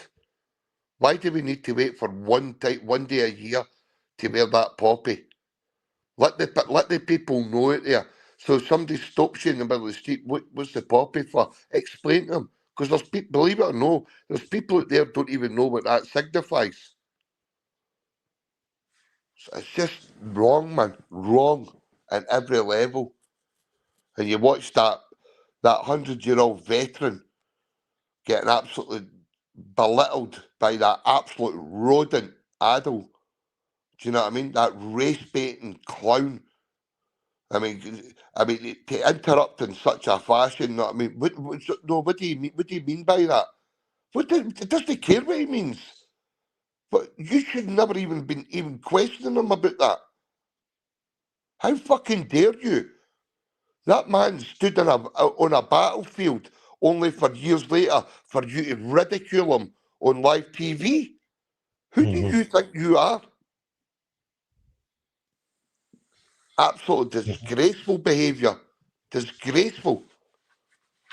There's no many of these people still alive.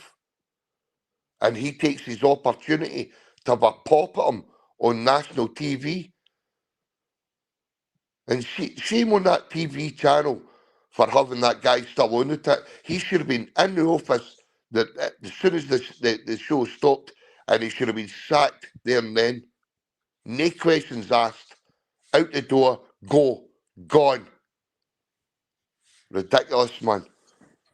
Disrespectful in every shape and way and every manner. But anyway, we'll just need to make sure the 6th of December, people. Well, sorry, there's one on the 30th of November too, but isn't a political. It's not a protest or anything. It's a celebration. Pastor O'Malley put a video about it. I don't know if you've managed to share it as or got it out there yet, Craig T. So what's happening on the 30th? Right, so Pastor O'Malley is, for people who don't know him, I've only just recently got and found out who this guy is, and I'll tell you what, if you want to find out what a speaker's all about, then go and listen to this man. So he put out a video on TikTok, to which I shared on X, and he starts off talking about Scotland, because everybody knows Pastor O'Malley is a proud Scot. And he starts off with saying that although he lives in the land lives within him. And then he goes on about how we're actually forgetting who we are as people, our cultures, our heritage, everything that we believe in has been taken away from us, sort of thing. So on the 30th of November from Paisley Abbey, he's going to be doing a march or a walk all the way down to Bella Houston Park. And it's not a protest. So anybody that's want to turn up and make it political, it's not.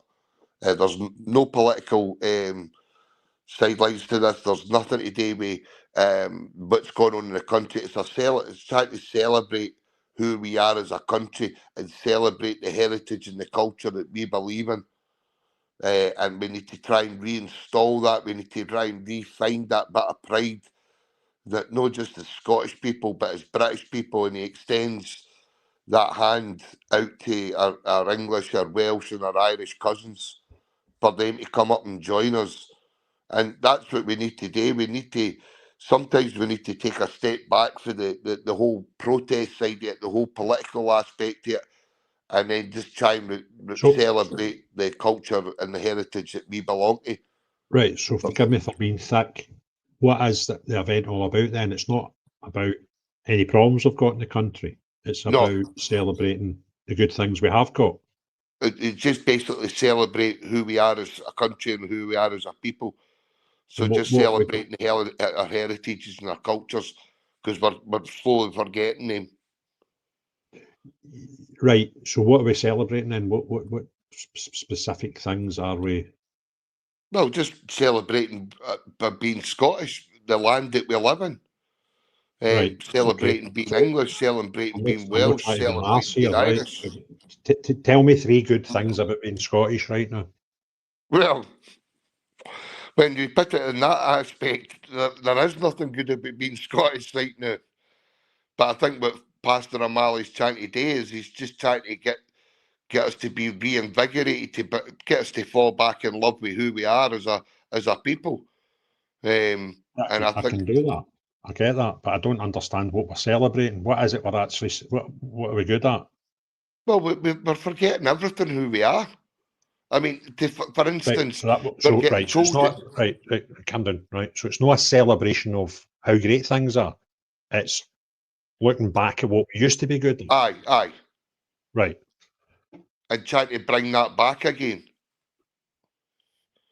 Because he goes on to be saying that the Scottish were once talking as a big player in the named in the countries, and right now we're actually a joke. There's people who are destitute and dismayed and things like that. I mean, if you watch the video, he kind of covers a number of things that what's happened to us as Scottish people, because we just feel like we're kind of downtrodden.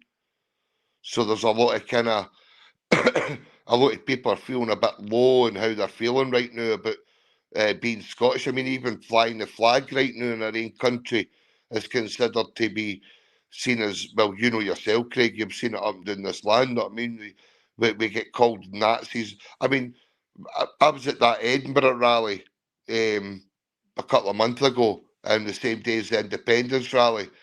Now, on our side of the fence, we had the Saltire, the Rampant Lion, the Union Jack, the St George's Cross, the Northern Irish flag, and the Welsh flag. And on my T-shirt, I had a map of Scotland with the Saltire through it, and I was getting called a flag shagger. They're walking on the road with the same flag as I'm standing with on my T-shirt. I'm getting called a flag shagger. Mm-hmm. Do you know what I mean? Make that make sense to me. Aye, I'm going to sort of round up with a famous quote, right? You want a Kev will supply you with a hoodie, right? If you get it right. So the quote is, because you're saying to me about just to be proud to be Scottish, and I'm thinking, what is there to be proud of right now? There is things that we should be proud of in the past. I'm 100% for that, but I do genuinely struggle with what have I to be proud of just now. Anyway, so Tommy says, doesn't it make you proud to be Scottish? In which Marx says, it's shite being Scottish. We're the lowest of the low, the scum of the fucking earth, the most wretched, miserable, servile, pathetic trash that has ever shat in civilization. Some people hate the English. I don't. They're just wankers. We, on the other hand, are colonised by wankers. Can't even find a decent culture to get colonised by. We're ruled by a feet arseholes. It's a shite state of affairs to be in, Tommy. And all the fresh air in the world won't make any fucking difference, right? There's a couple of points in that I disagree with. That we're colonised by England, and English are just wankers. I don't have that ethos, but the general ethos of the whole quote, I kind of get it. It's shite being Scottish, right? Aye. It is absolutely fucking shite. And as Martian said, you can be proud to be Scottish. Of course I can. Some of the Scottish things that make me proud, they're all in the past, right? Everyone. And I was thinking about this the other night. See, if you look through history and you look at Britain or even the British Empire, and you consider the effect, positive effect, that Scotland has had into it, we've probably batted above our average. If you guess, we've got about 10% of the the British population. And if we provided 10% of the giants of industry, fantastic, pop bands, that sort of stuff, right? Sports people, inventors, business entrepreneurs, then we would be doing all right. But I don't believe for a minute we have. I think we've overachieved through the centuries, with the inventors and the engineers and some of the amazing stuff that we've done. And even as late as the sort of 70s, 80s, 90s, right? 70s were great. Celtic Rangers were getting to European finals. 80s, Aberdeen were getting to them. Dundee United were getting to semi-finals. Alan Wells was ripping it up with the best of the best in the sprinting world, right? People with Jackie Stewart were about. We were punching, we had Simple Minds, we had Travis, we had all these cracking things, right? We had Ballantyne building an empire of gyms. We had Suter. We had Farmer with the quick fit, all these people, and that's only 40 years ago, right? We had Dolly the fucking sheep, right? We're the first people in the world to own anything, right? We brought out some, this is all 70s, 80s, nicking into 90s. We had some great inventors who really smashed the how to work MRI scans, all this stuff, right? Go and tell me anything that we've done remotely close. And by the way, I'm not going back to the steam engine and the tarmac and the rubber pneumatic tyre, all of that mental stuff that was all us as well. We invented the bloody Bank of England, right? We had half the stuff when America was in its formative years were based in Scottish people, right? Go and tell me for the last 20 years a fraction of that stuff. Go and you tell me that. Fuck all, right? Mm-hmm. But that's not what we are today. The last 20 years are not what Scotland has been through the history of my time, right? And that's what depresses me. Am I proud to be Scottish? 100%. Because every one of the things that I've mentioned in that wee 3 minutes of nonsense makes me proud to be Scottish. We built things. We invented things. Yep. We created things. Go and tell me the last time the closest we had was probably Michelle Mone, because what a businesswoman that woman. She turned £1 into a lot of money, and then she fucked it, right? We were carry on over the last 5 years. But when was it? When was the last time we done anything that was world beating and punching above our weight? Right? Good to tell me, Kev, when did we do it? This beautiful, best wee country in the world that we were meant to be if we ever became independent. What a shite. We've ruined it. It's a lot of shite, Craig. I mean, and this is the thing, right? So, 2014, we had a split country, right? There was hatred in this country in 2014. We fast forward that another 11 years, sorry. My maths is terrible, mate. 11 years. And we've got that hatred yet again. But it's even more divisive now. But the biggest problem is it's the SNP cultists that keep on going on. We've got oil, we've got this, we've got that. No. They've sold everything off. And stop blaming Westminster. Mate. Robert nearly done it for me there. I was like, Falkirk Wheel. That was an ingenious bit of engineering. Aye. 23 years ago. I thought there's something we've done in the last 20 years, right? Andy Murray, that's a maybe. That's a maybe. He wimped out when he was right at the top, I felt, but he did some good stuff, right? Duncan Bannatyne mentioned him. He built his empire in the 80s, 90s. There's Martin. The last 20 years. No, Harry Potter. Kenneth I can't Swagger. stand Harry Potter. Aye, that was over 20 years. Now, here's another thing. Let's have a look at that, right? Let's go. When was first Harry Potter book? Right. 1997. 28 years ago, we were good at writing books, right? We've done nothing. Maybe Andy Murray. I'll give you that. But then, even Andy Murray, let's have a look. When did Andy Murray turn pro? I'd have been the 2000s. 2005, 20 years ago, right? We're nearly at the end of 2025, so that probably even didn't happen 20 years ago, right? Which is disappointing, because I was kind of going to give away that one, right? But do you know what I mean? No, Craig, It's you're absolutely shite being bang Scottish. on. You look at the list of things that Scotland has given the world, right? And its history, right? You go and Google it, right? The inventions, everything that we've got, the people, everything that we've ever given the world, and what have we gave them in the last 20 years? Absolutely hee-haw McGraw. Nothing. There you go. Kevin Bridges started his career 2004.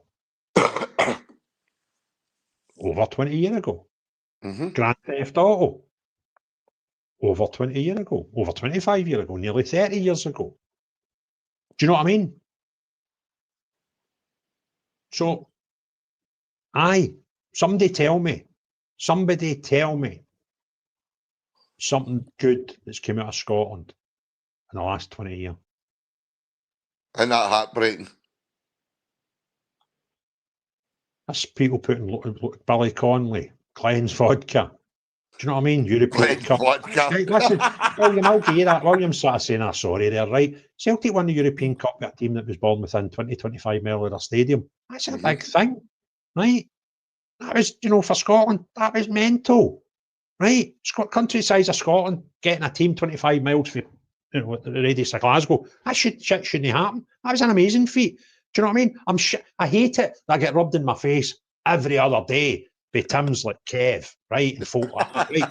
But you can't knock it. That was that same week, Rangers played in the European Cup Winners' Cup final in Germany.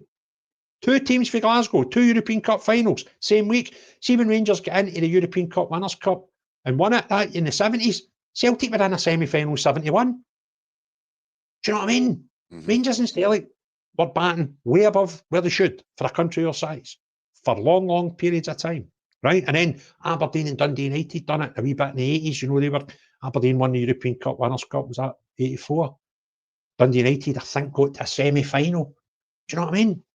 Christ, we had, was it Raith Rovers? Raith Rovers, for one precise moment in time, were, I think, either 1-0 or 1 each against Bayern Munich. That's right. Bayern Munich. Now, they ended up, we get pumped about 4-1 or something, right? But you're going, Raith Rovers. Right? All that stuff. And now, 20 years of utter dross. And I kind of... there you go. That's not even true. I was going to say John's found something. Be proud the last 20 years Scotland's produced you and Kev. No, I was born in the 70s. Right? It's just, there's probably no 20 years in the whole, since the Industrial Revolution, right, where Scotland hasn't done something remarkable, world leading, right? Well, I don't know what Jenny's on about. She says, go and have a look at Scotland's space. Where is she? Space technology. I know we've got a hell of a lot of rockets, right?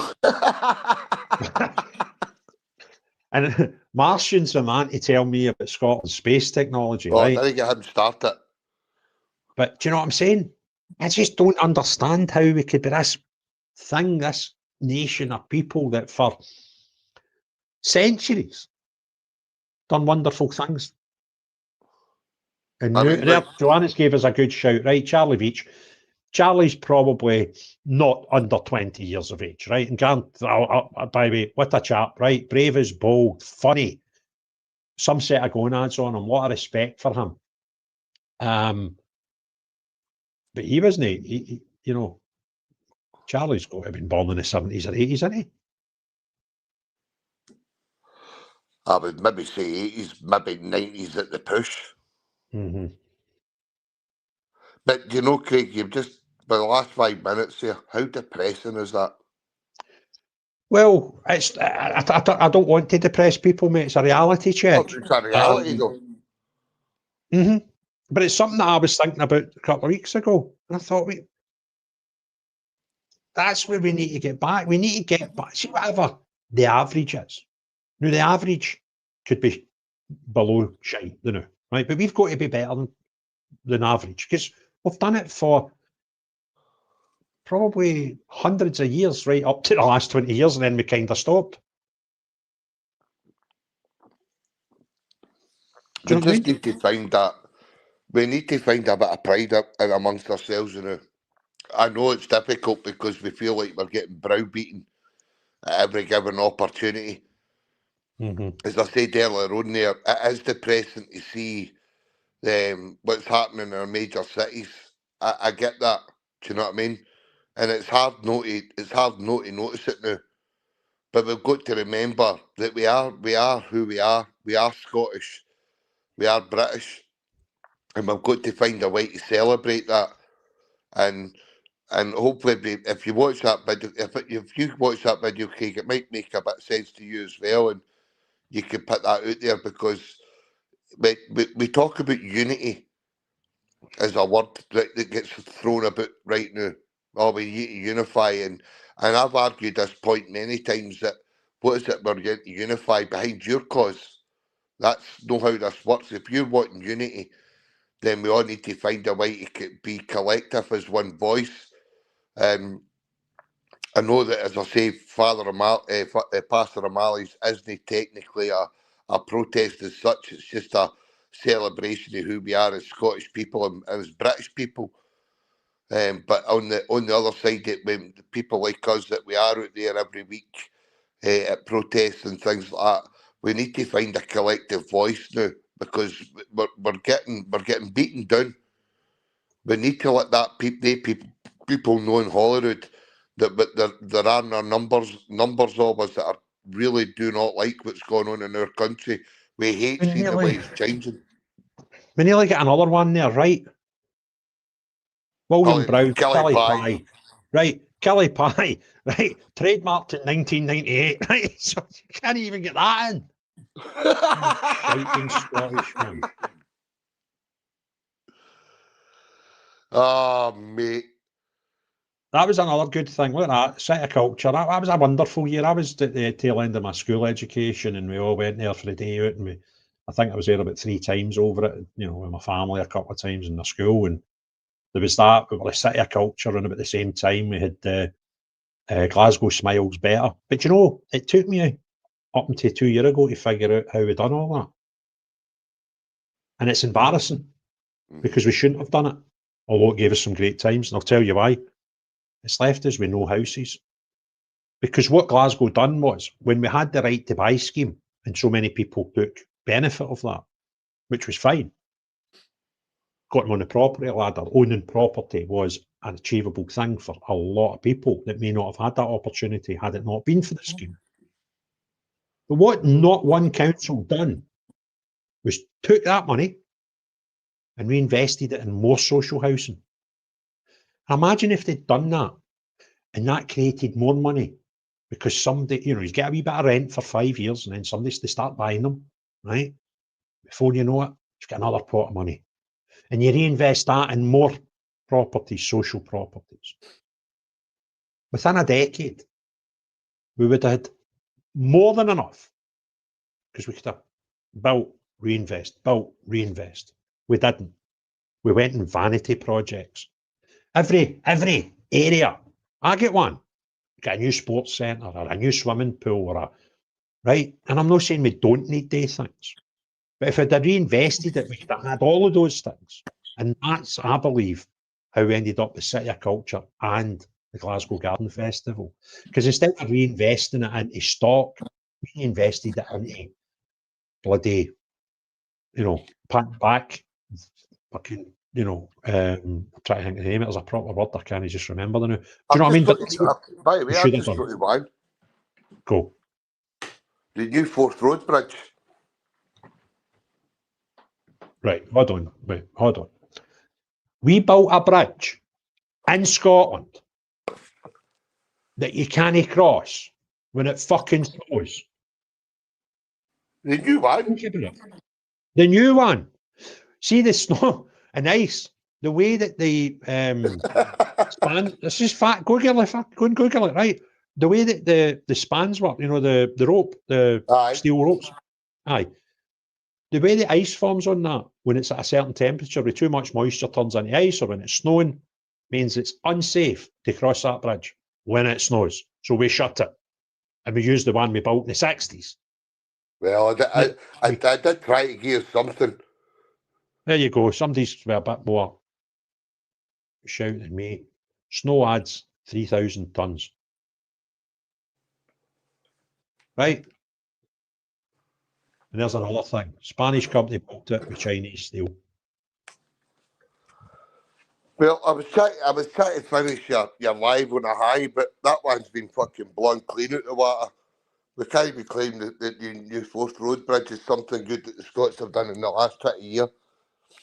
I don't. It was because I was living and working in Edinburgh when that was getting built, and it was chaos trying to get near South Queensferry for ages. So that would have been about 08.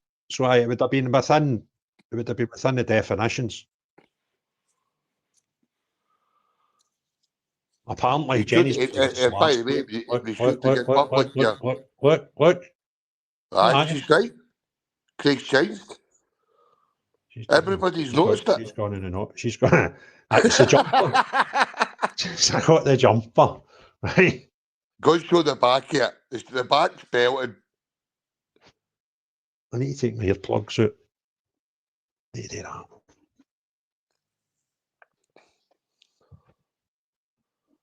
Can you see it? Craig, we're not trying to get a lap dance here. We're trying to see what's on the back of your hoodie, man. Can you see it? Sort of. Oh, I don't know what I'm doing. I'll tell you what I'm doing. Oh, my knees are sore. I've been sitting here for hours. I'm all sore. Oh, wait a minute. That's another thing. Whoa. Renfrew Bridge. Right. Now, that was built and opened in the last 12 months, right? The wee ferry bridge or something. It's got a cracking idea, right? I don't think it's went a full 5 days without being shut. And it's shut now for an extended period. Guess what? For maintenance. It only opened in the summer, right? And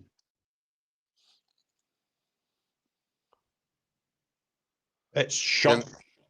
There's a website. Gillian uses it all the time to go to her work, right? So she gets up in the morning. She do one of two things. She can either drive to the end of the road. When you start getting near Dumbarton Road, it tells you if it's open or no. So if it says it's shut, it'll not be open to whenever. You can bugger off and use it on over Erskine Bridge, right? Squinty Bridge, whatever you want. But you can sometimes she'll go and check the website before she leaves her work because there's a website that tells you, and it's done. Can I just clarify something for the good people in the audience? A bit of context into your hoodie. So the Peterhead United boys, which is a movement up, obviously in Peterhead, and these guys go around all the towns and cities up in their area. They had created hoodies for themselves with Peterhead United, Sabre Kids, and on the back is their Twitter handles. They gave myself and Craig one because Craig and I have been up to Peterhead and Aberdeen on a number of occasions. The Aberdeen boys gave us a T-shirt as well. And what they've done is that they specifically made up a logo for each and every single one of us in the back of the hoodie. So it's they were presented to us by the guys in Peterhead, Mr. Buckfast and Stephen Rainey, or as if you're looking for their Twitter handles, it's at Stevie Dons or at Right Wing Brit on X, because these guys do a lot of good work. The Aberdeen boys are the same. They do a lot of good work. They keep going every weekend. And you've got the Falkirk guys that keep going every weekend. Dundee's now starting doing it every weekend. Perth starting to do it every weekend. But we just need to keep going. There will be a wee break, I would imagine. See this question Yvonne's got? I know the answer to that. What's that? There's a poem about what Scots invented. It was made specifically directed towards English. It was priceless. I know the poem. You want me to read it out to you? Go.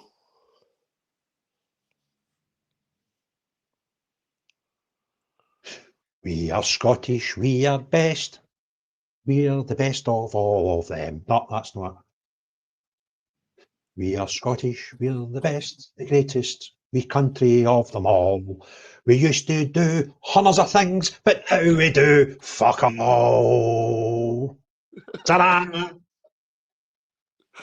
That what?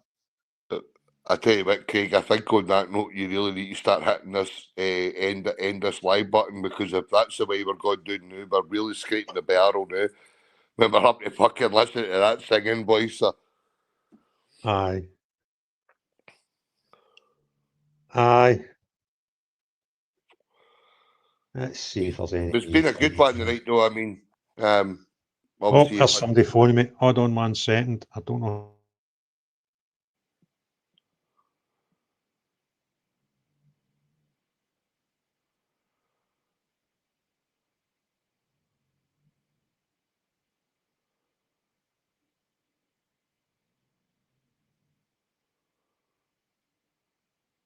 That's my groceries. So I'm not going to do the big long-winded thing. I'm just going to get my groceries. See you all later. Cheery bye now.